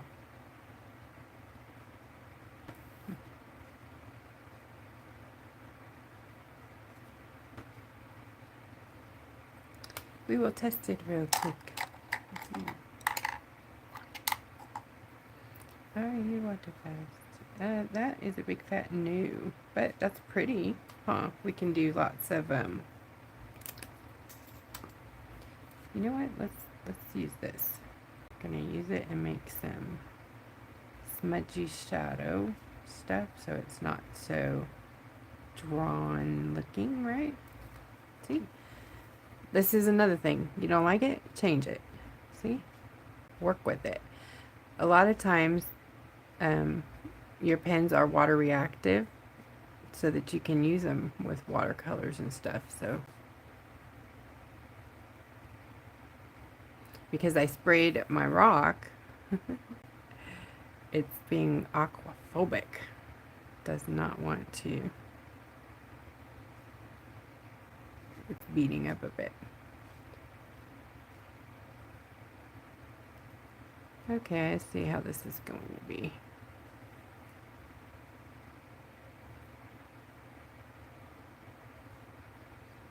Alright, we'll just get some paint and do this again.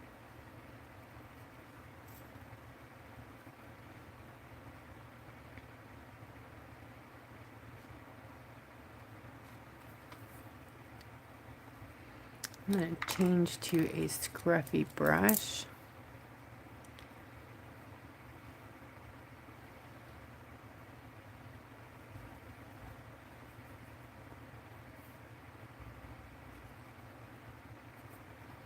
Too much.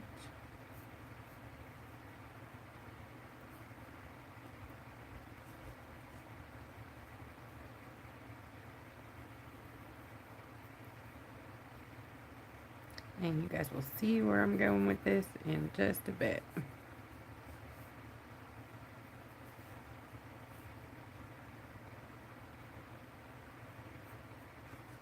Alright, scruffy.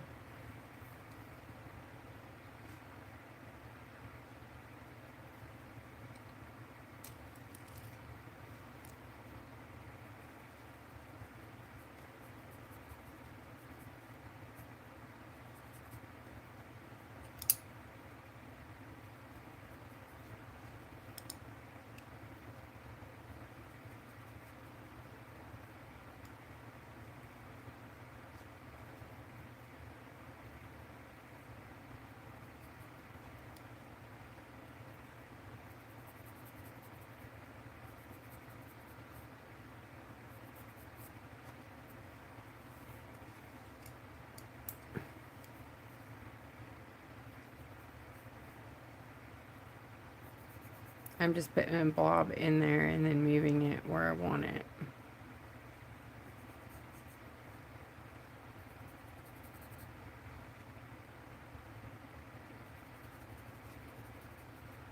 Sometimes it doesn't work like that, so make sure you do a little test like I did first to see if you can move your stuff around. Because if you can't, then you're just going to be really upset because you're going to have paint where you don't want it, and then not going to have paint where you do want it.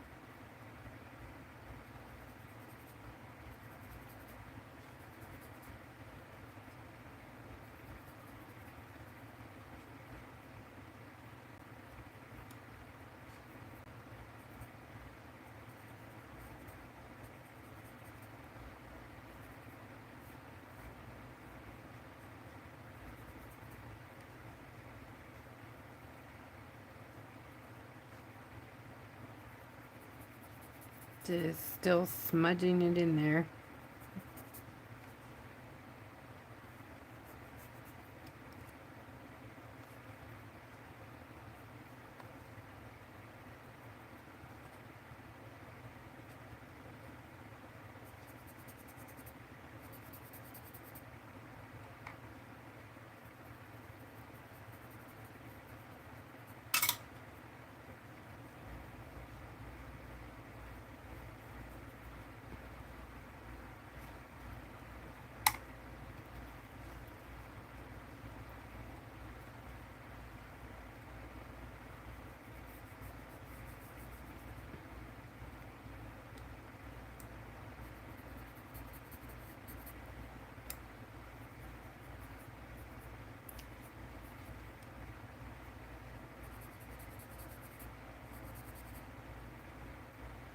Do you guys know who Julianne Strickland is? I should have said this in the beginning. I apologize.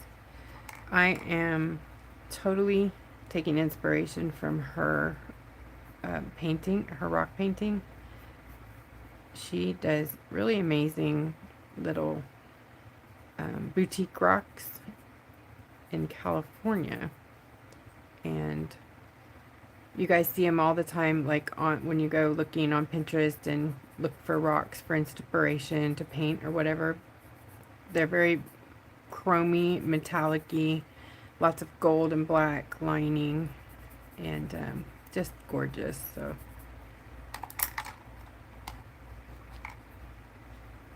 and that's Julianne Strickland, Stricklin, no D. I think it's Strickland.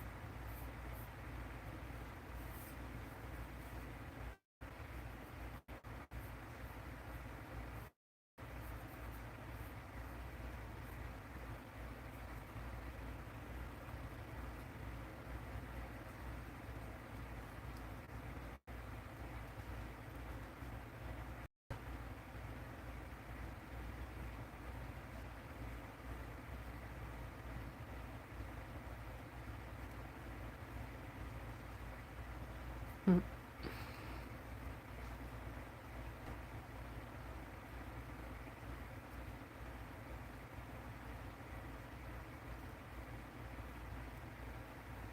All right, I'll have to do that again.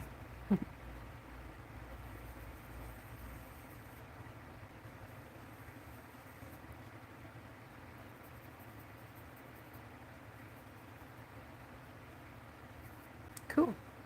I like it. It's working for me. I'm actually going to just fill this part in though.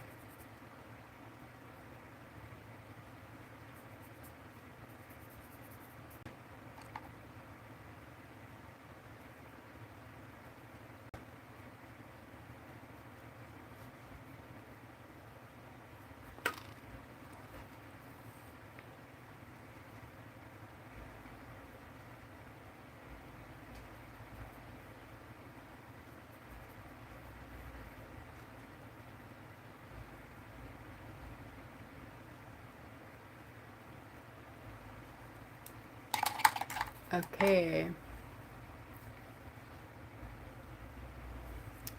Now, I'm going to get the Posca. No, I'm not. I'm going to get the Yucatan. First, I'm going to clean my tray. Otherwise, that's going to be permanent because it's acrylic.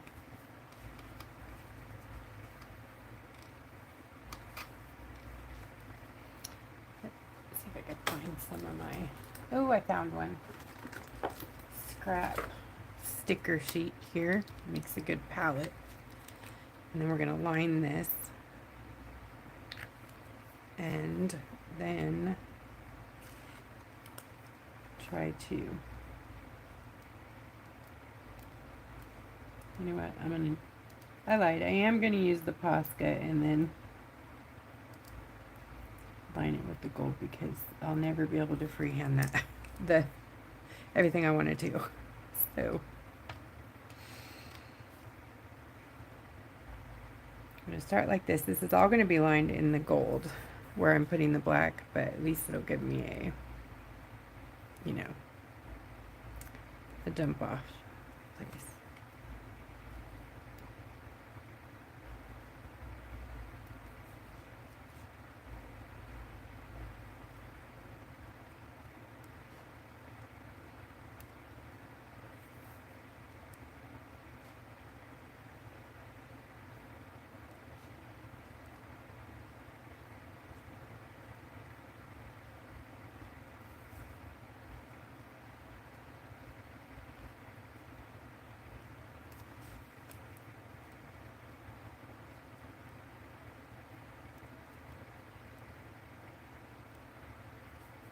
I think the more these are not like symmetrical, you know, like not perfectly round, the better they look.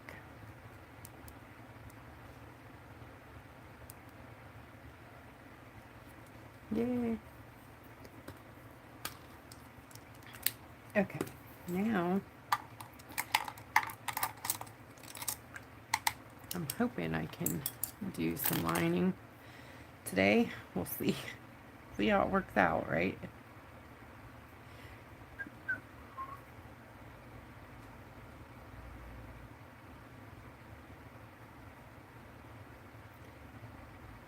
And it doesn't have to be like skinny because technically I want to go back around it and line it in black, like on both sides. But I'm not good enough with a brush to do that, so I don't know.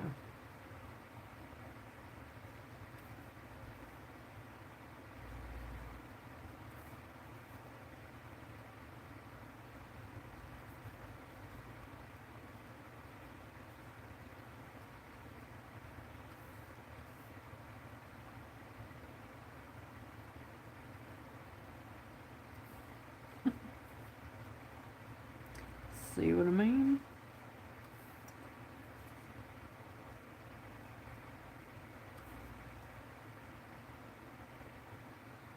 And then this outside line.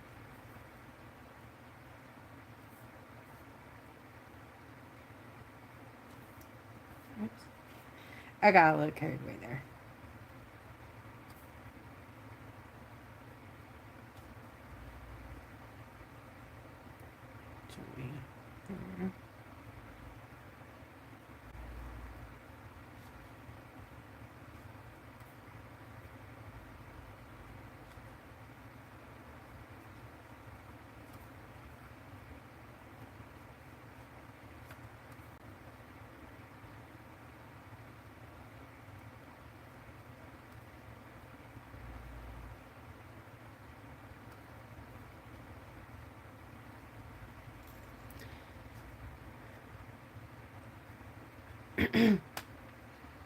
So, Miss Katie, are you still on?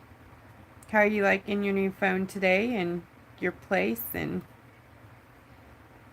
probably exhausted, like we were talking earlier. Can you imagine moving all everything by yourself? Just, I don't know how she does it. She is my hero.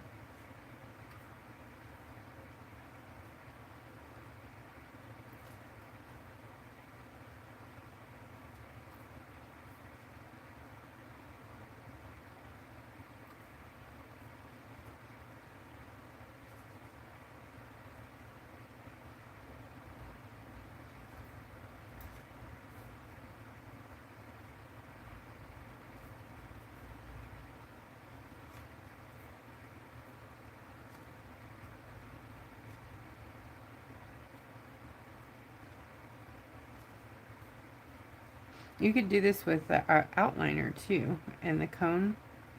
That would be nice. A nice thick, you know, um, dimensional line.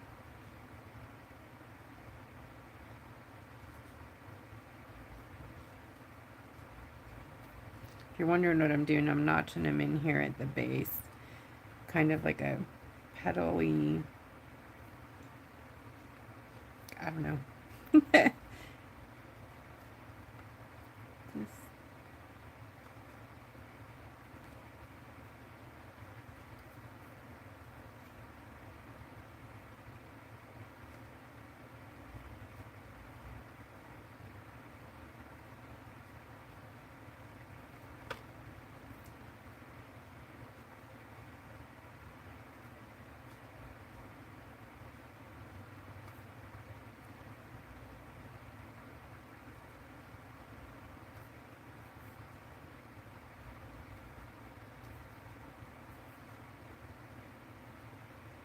are you guys doing any doodles?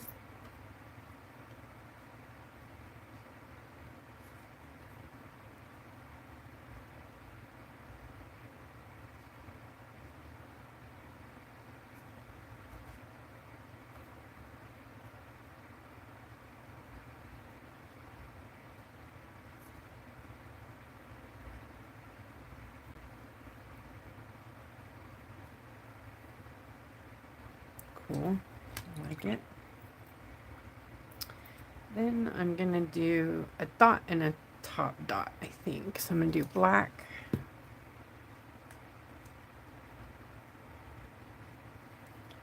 I can, no. No, just no. It's going to be 2 something. I need small. It's still too big, I think.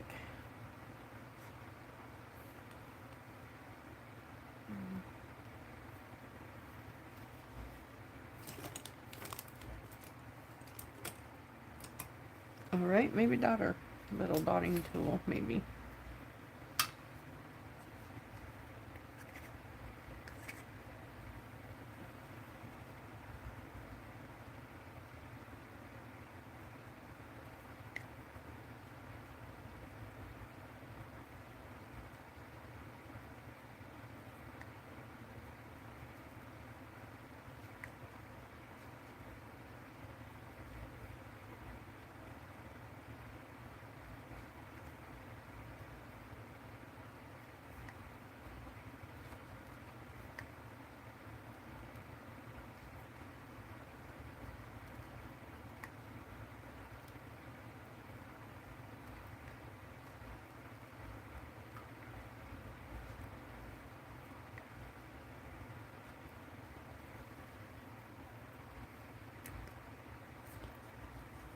Thanks, Lisa.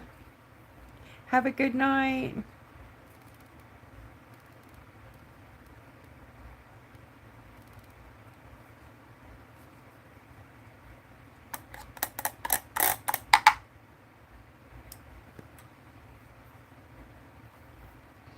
I'm gonna let that dry, and I'm gonna line. Where to start?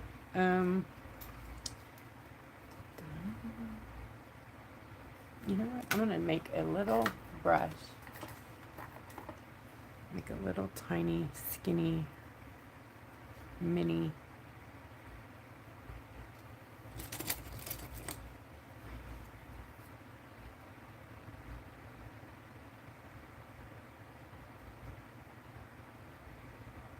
A few hairs here.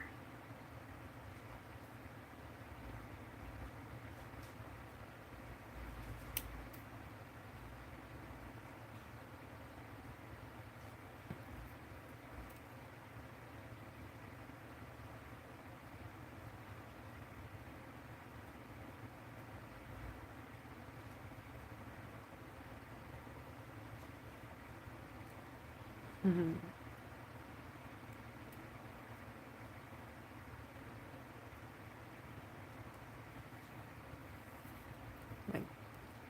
Like that. Ooh, wish me luck. Okay. Wish me luck.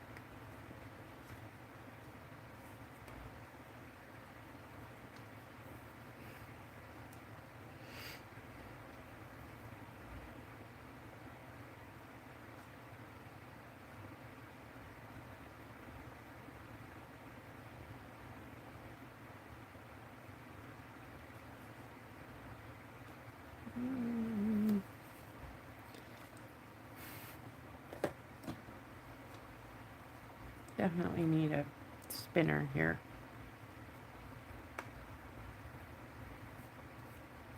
Don't touch the bead.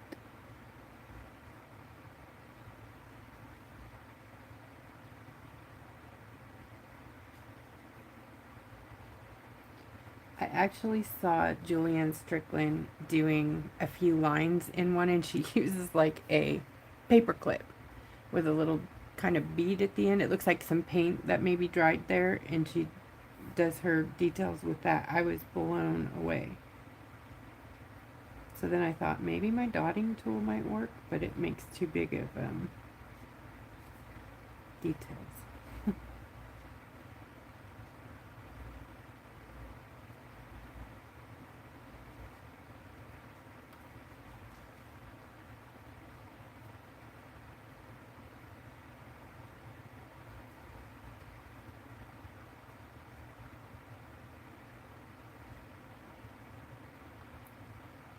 And yes, it's like a line on both sides of the gold line.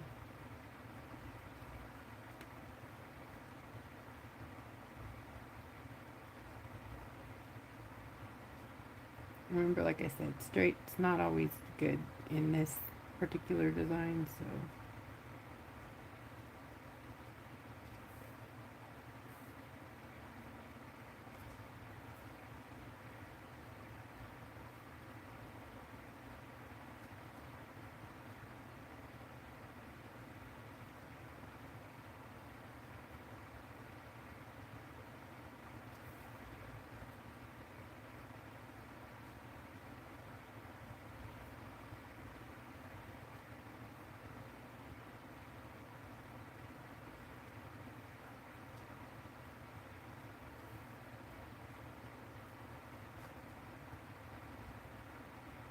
I have that song in my head. Jukebox hero, got stars in his eyes.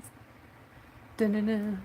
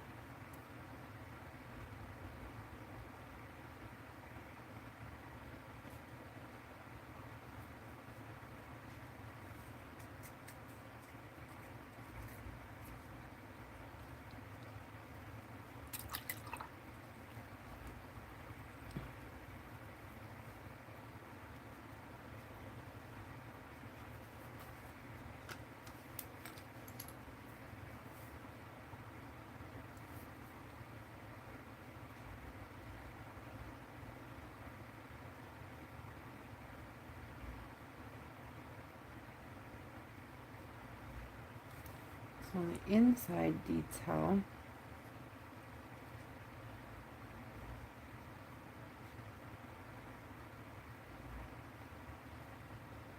yeah, I'm not good enough for this, I don't think. There's like a dot, dot, dot. Oh, maybe. You know what? I want to do that first. Haha. That'll be helpful, huh?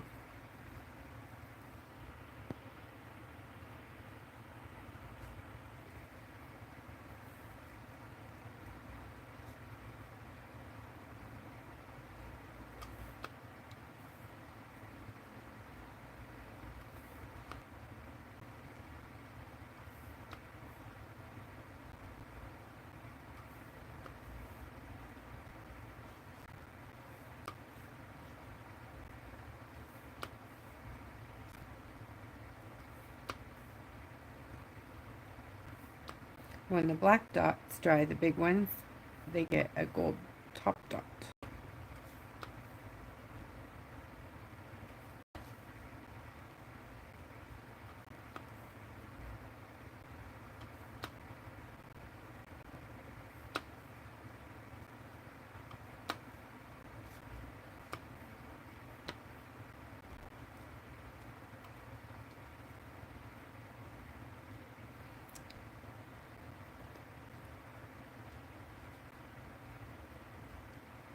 Hey, Stacy May.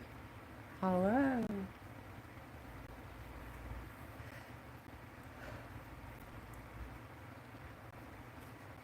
You know, if PJ was on, I would do a little um, top coat and holographic detail.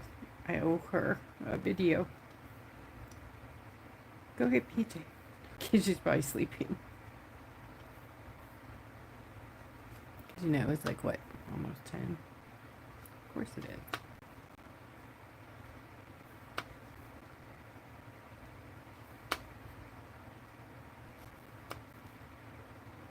One is gone. Down the rabbit hole. Okay. Let me see. Maybe I can.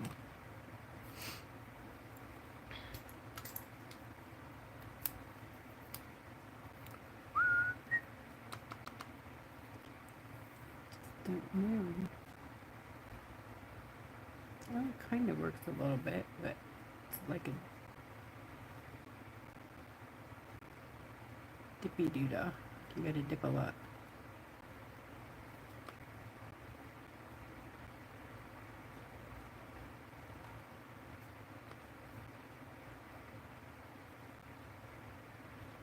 It is faster though.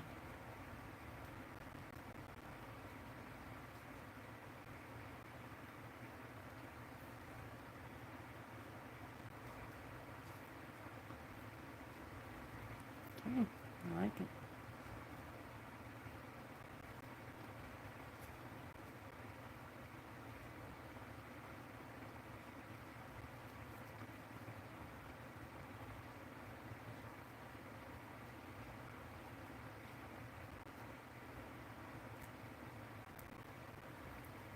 Okay, I'm too impatient.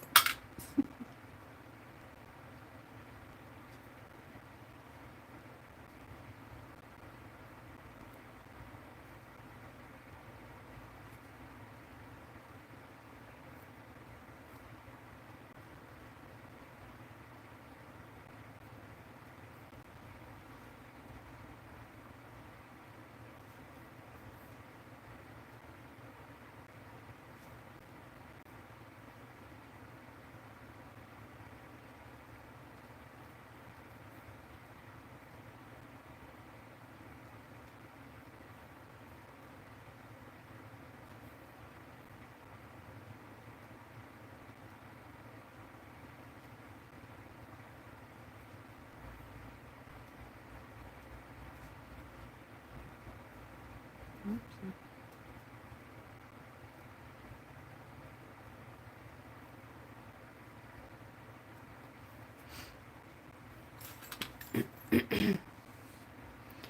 Seems kind of messy, huh?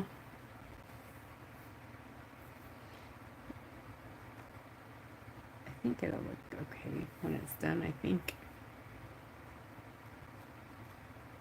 You gotta trust the process, right?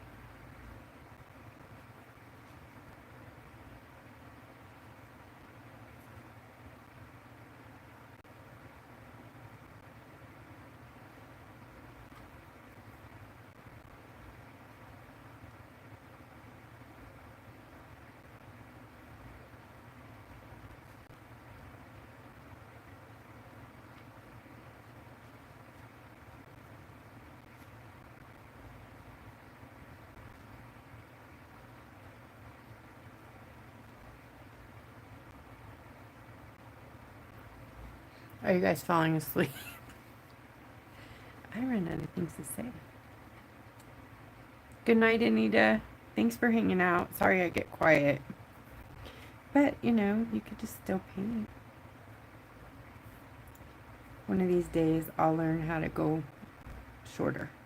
Like, 30 minutes, like normal people. Maybe an hour. You guys wouldn't know how to act, huh? If I got off in 30 minutes, you'd be like, Wanda, okay?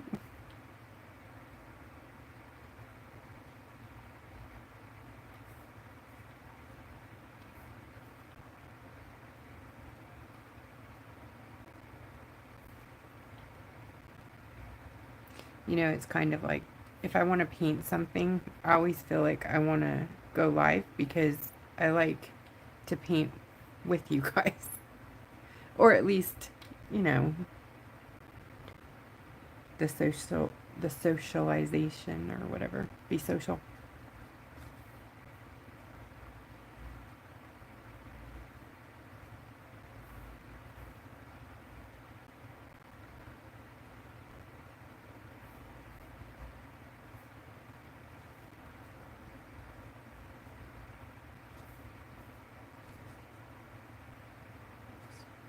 Yes, I'll have to touch up the gold. For sure. Oops, I forgot my dots there.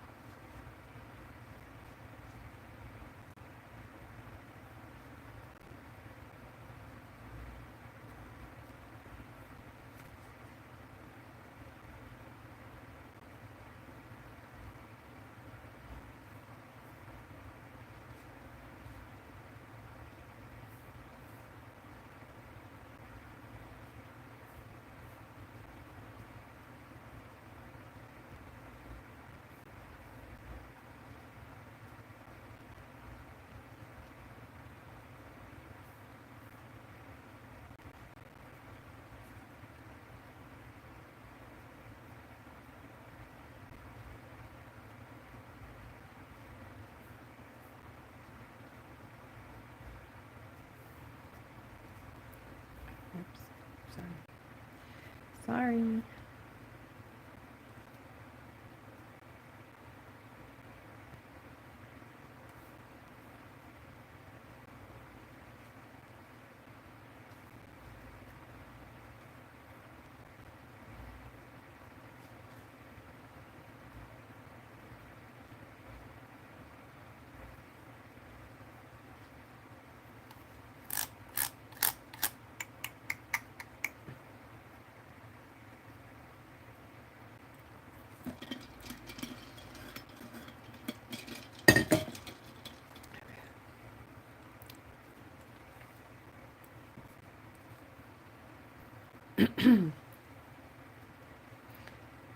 I'm going to do a little bit of touch up here.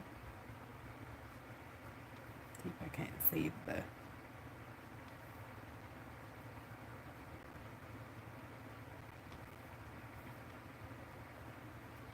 flower bit. Oops. Wrong color, ding dong. Whoa. Trying to save it, make it worse, right? I caught it though. That was good.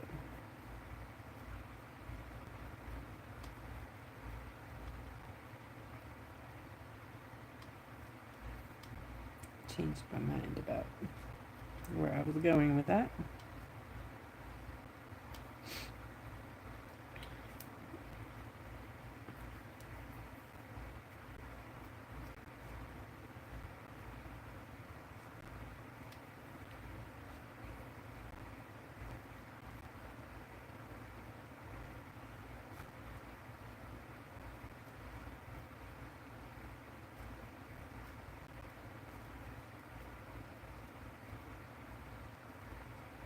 Oops.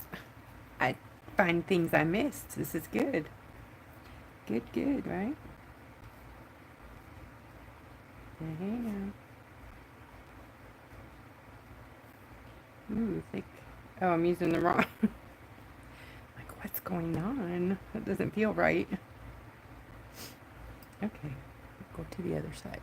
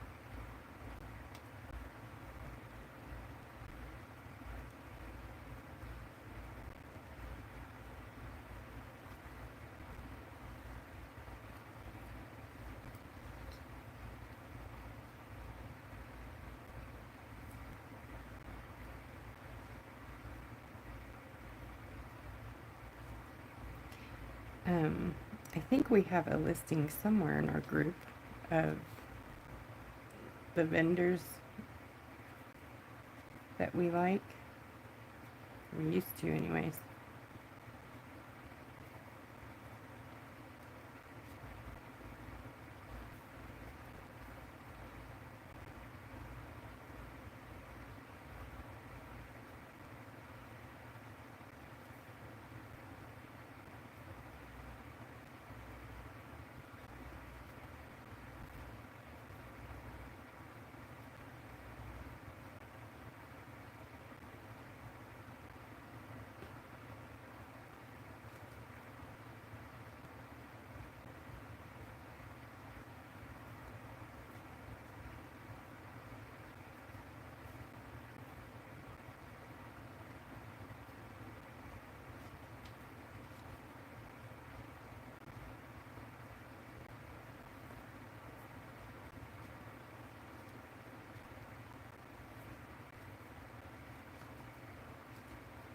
You know, I have a lot of respect for Rachel Mitchell.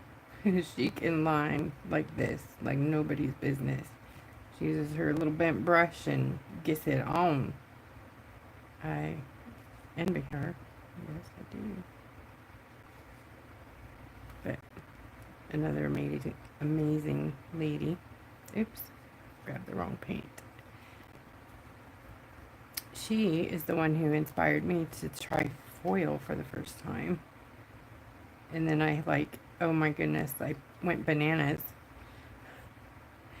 I lost my mind. And it was foil for years.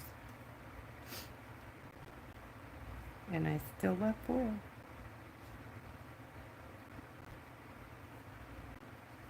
That's how I got my name, the Boiling Rock Lady. I did not name myself, by the way. It was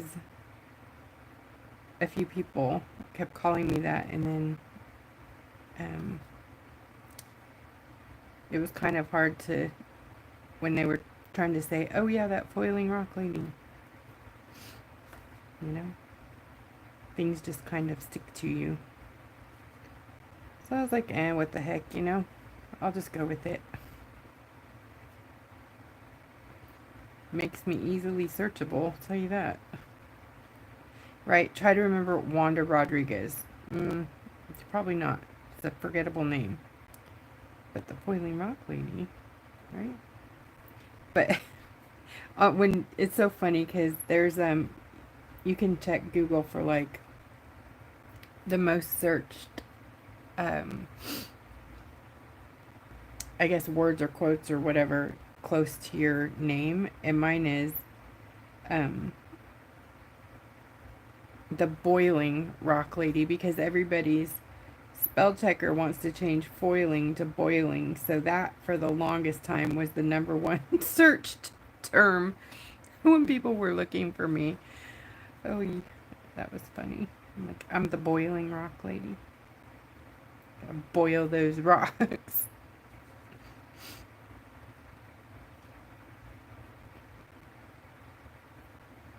I like this. It's turning out pretty decent, actually. Now a few pieces of black. Touch it up, but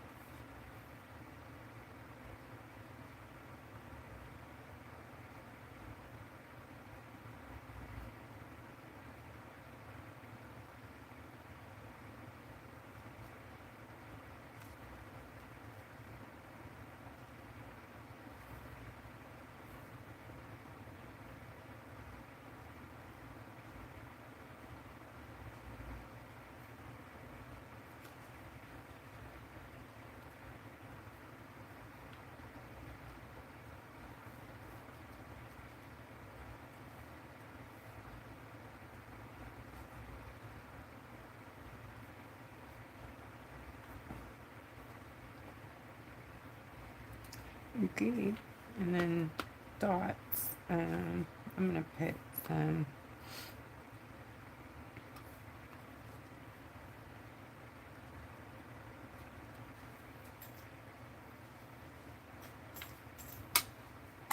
Over here.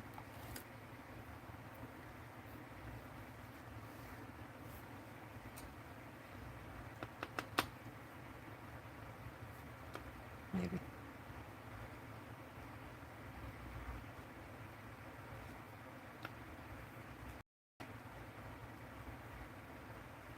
Work.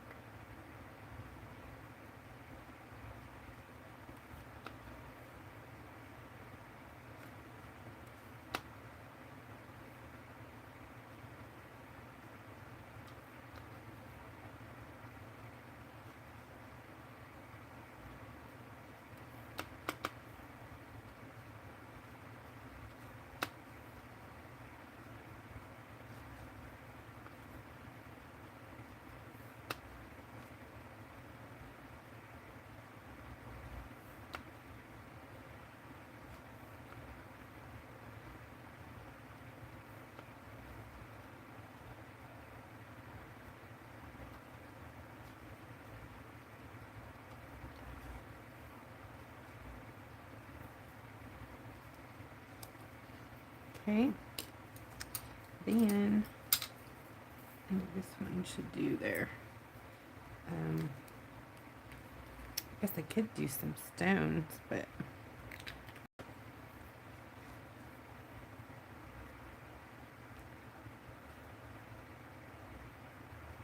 this is the end of my whatever that is. My micro swab. There's tools everywhere, right?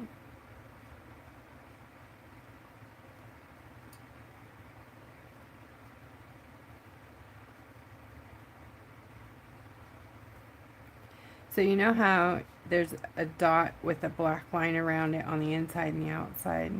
The easiest way to make that happen is to do 3 dots.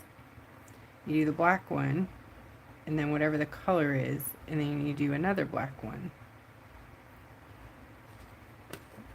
Like, see that right there?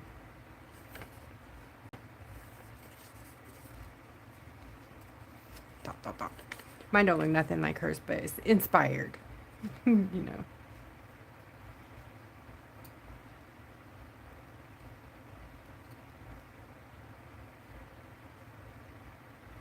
Oh. Oopsie.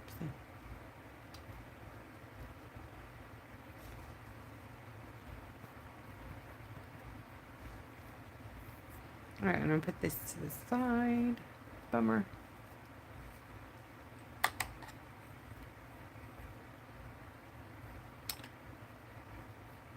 Nope, it lives there now. That's okay. I'll sign it there. Okay. Hot glue. You guys ready? Check my thingy photographer glue stick. Oops.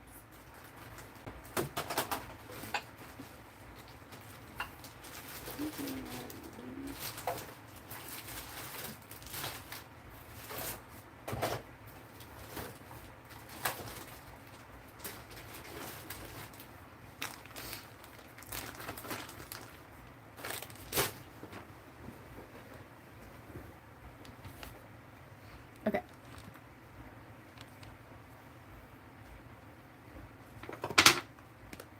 Glue gun is ready. Right. So I'm going to start in the middle, and this is how I did the one earlier. Let's see.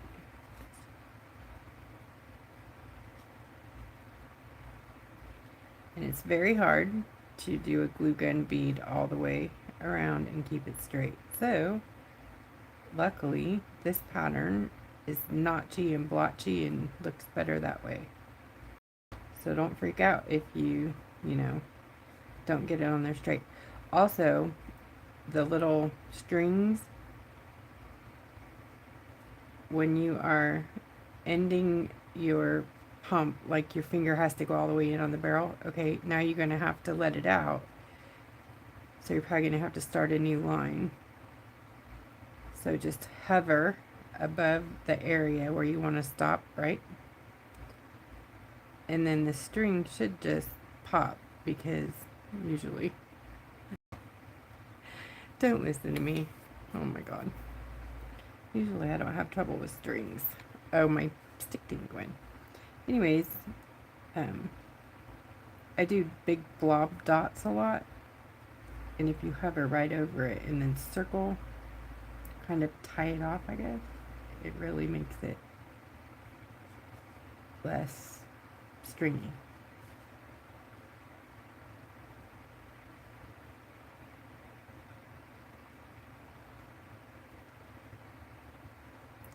So on hot glue, you can use mica powder or chrome powder, holographic, or chameleon powders, or you can paint them, or you can use pen. Pretty versatile, but they do have a sticky layer for a bit. Like especially this Gorilla Glue sticks. Oh, I love them so much because they kind of stay tacky a bit, like even after they're cooled down. And that is just perfect for chrome powders and to do a rub on detail, you know.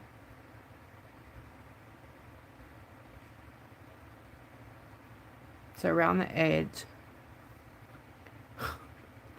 kick my buns. Around the edge, I did like 2 and 3 rows and made them very thick and gloppy on purpose. So like this. Like intentionally bumping it around.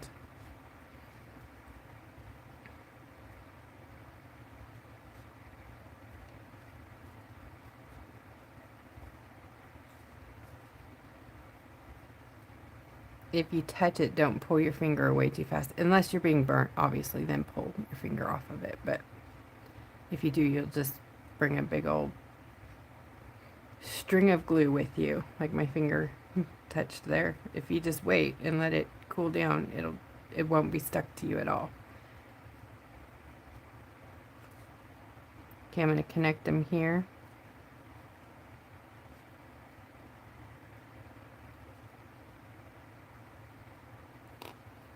Here. Jeez.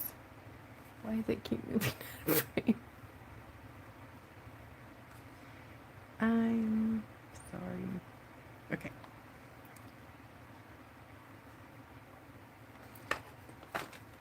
So basically you just go around your thing with glue. Yeah. So do you guys want to see the gold like I did on the other one? Or do you want to see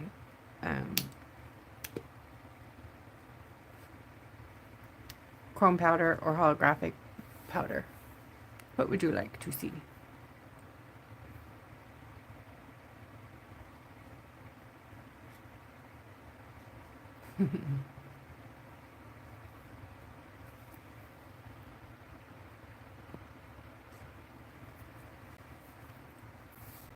Okay, I'm just gonna go with it. I think I'll just paint, yeah. So how I did the other one, exactly how I did it, was with my finger and Yucatan. Just finger painted this one. If you use a brush, it just leaves striation marks.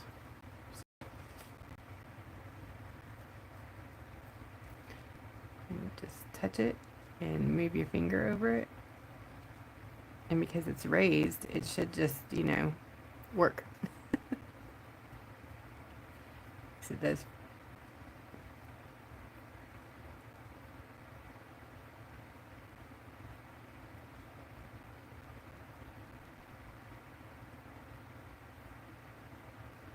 Oops. Don't do that. If you do that, try to get out of there quickly. Don't rub your brush in the black paint down here. Did I? I don't think I didn't spray this one. Whoopsie. So I'm taking off my paint down there. Oh Lord, give me patience. Okay, spray your stuff.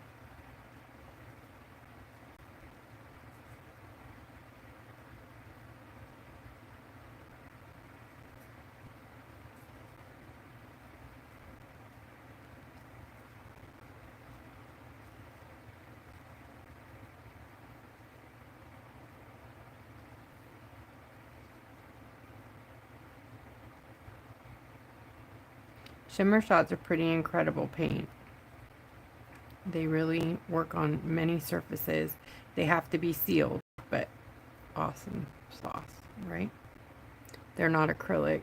They're a hybrid acrylic and watercolor binders that I make.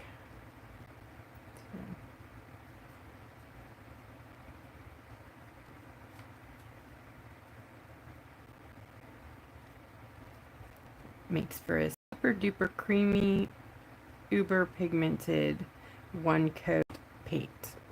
That's why I love it. Isn't that fun?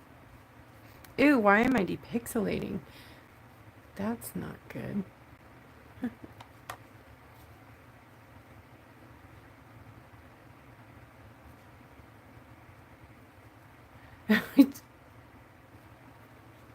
Okay, so that's how that one was done. And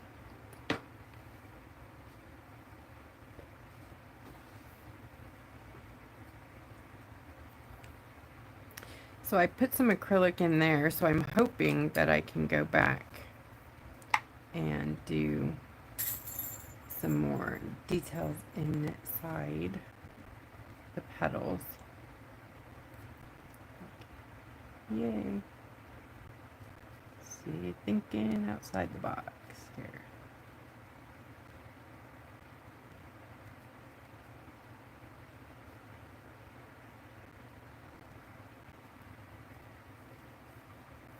I do not know why all of a sudden we got really terrible.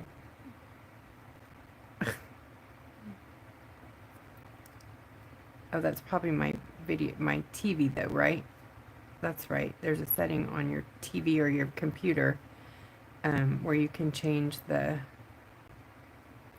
quality.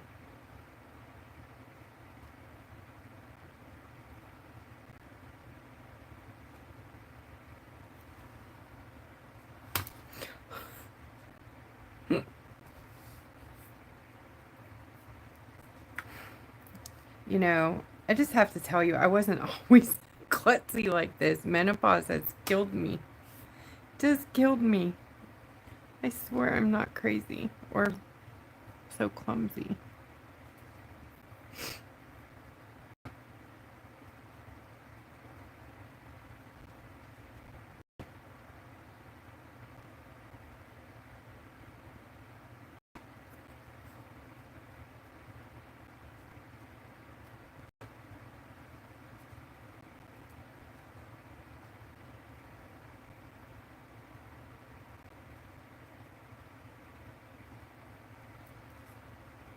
Thank you, Allison.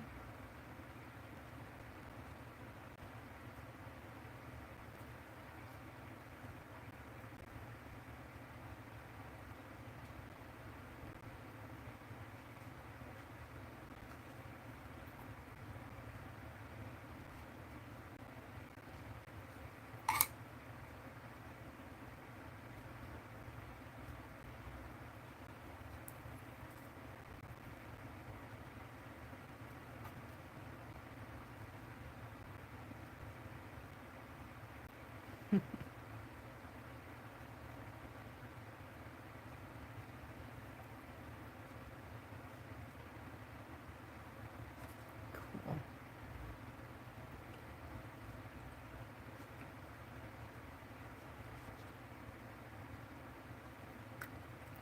And adding another color into it. Ugh, drips.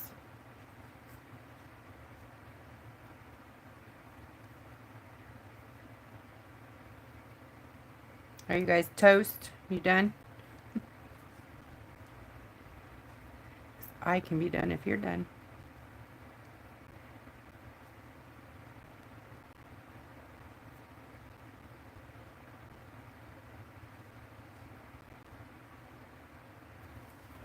So overall, how did you like the YouTube presentation this evening? Quality seems to be pretty decent. I love this rock.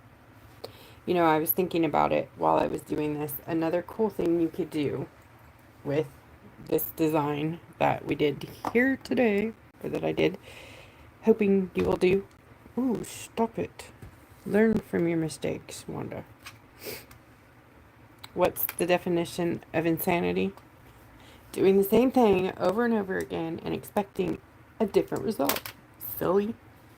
Anyways, outline your doodles, the drips, and make doodles, right? So just find one and go with it. Go around it. I'm not going to do them all. I'm just going to do one big one.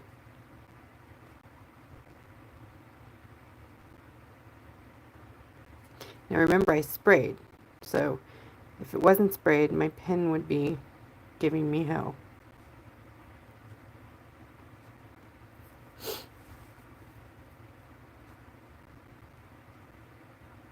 You can do this with Posca, it'd probably be even better, but I want a smaller line.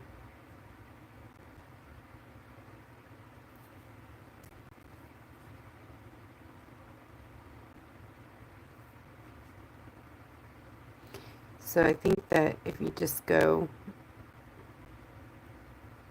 around, you know, the doodles of your choice,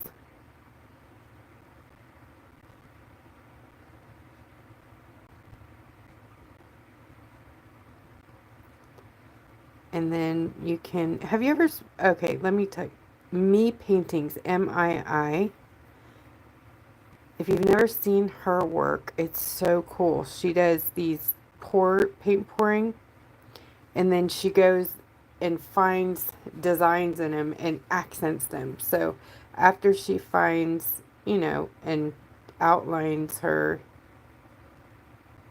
like she might go find circles and she'll draw circles everywhere or squares or whatever she's feeling that day. And then she'll go back and do shading, and it is amazing. So that's what I was thinking, like, could be really cool to do, with something like this.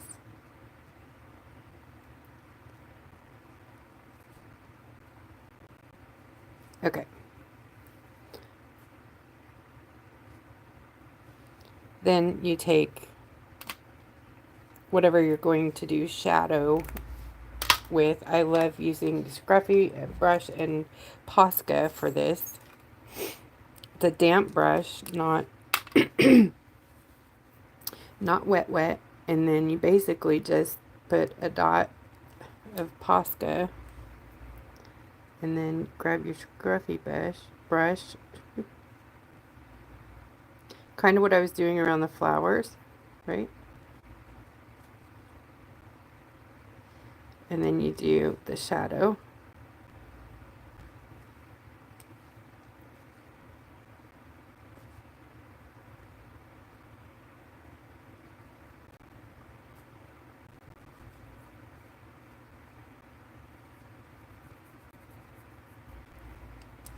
Around the parts you want to bring forward, right?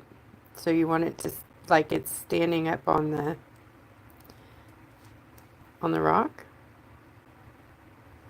So we're putting shadows.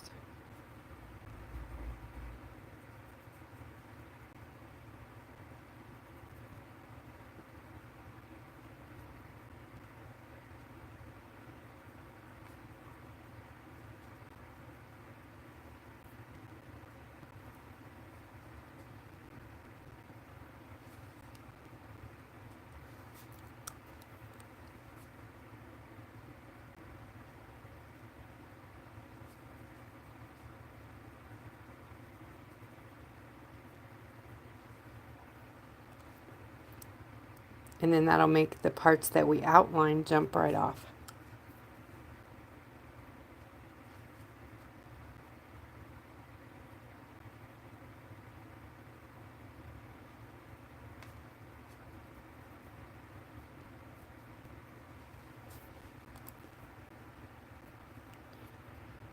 I think turn that off and probably see it better. So I think that I'm going to do that, like, with a few different colors, do different, outline the different drips, and then it'll kind of look mappy, like, maybe. Anyways, I think it's going to be fun. That's another idea you can do with this design from today. You could even use white too, there. Like, to even set the middle off, like, do the same technique but with the white.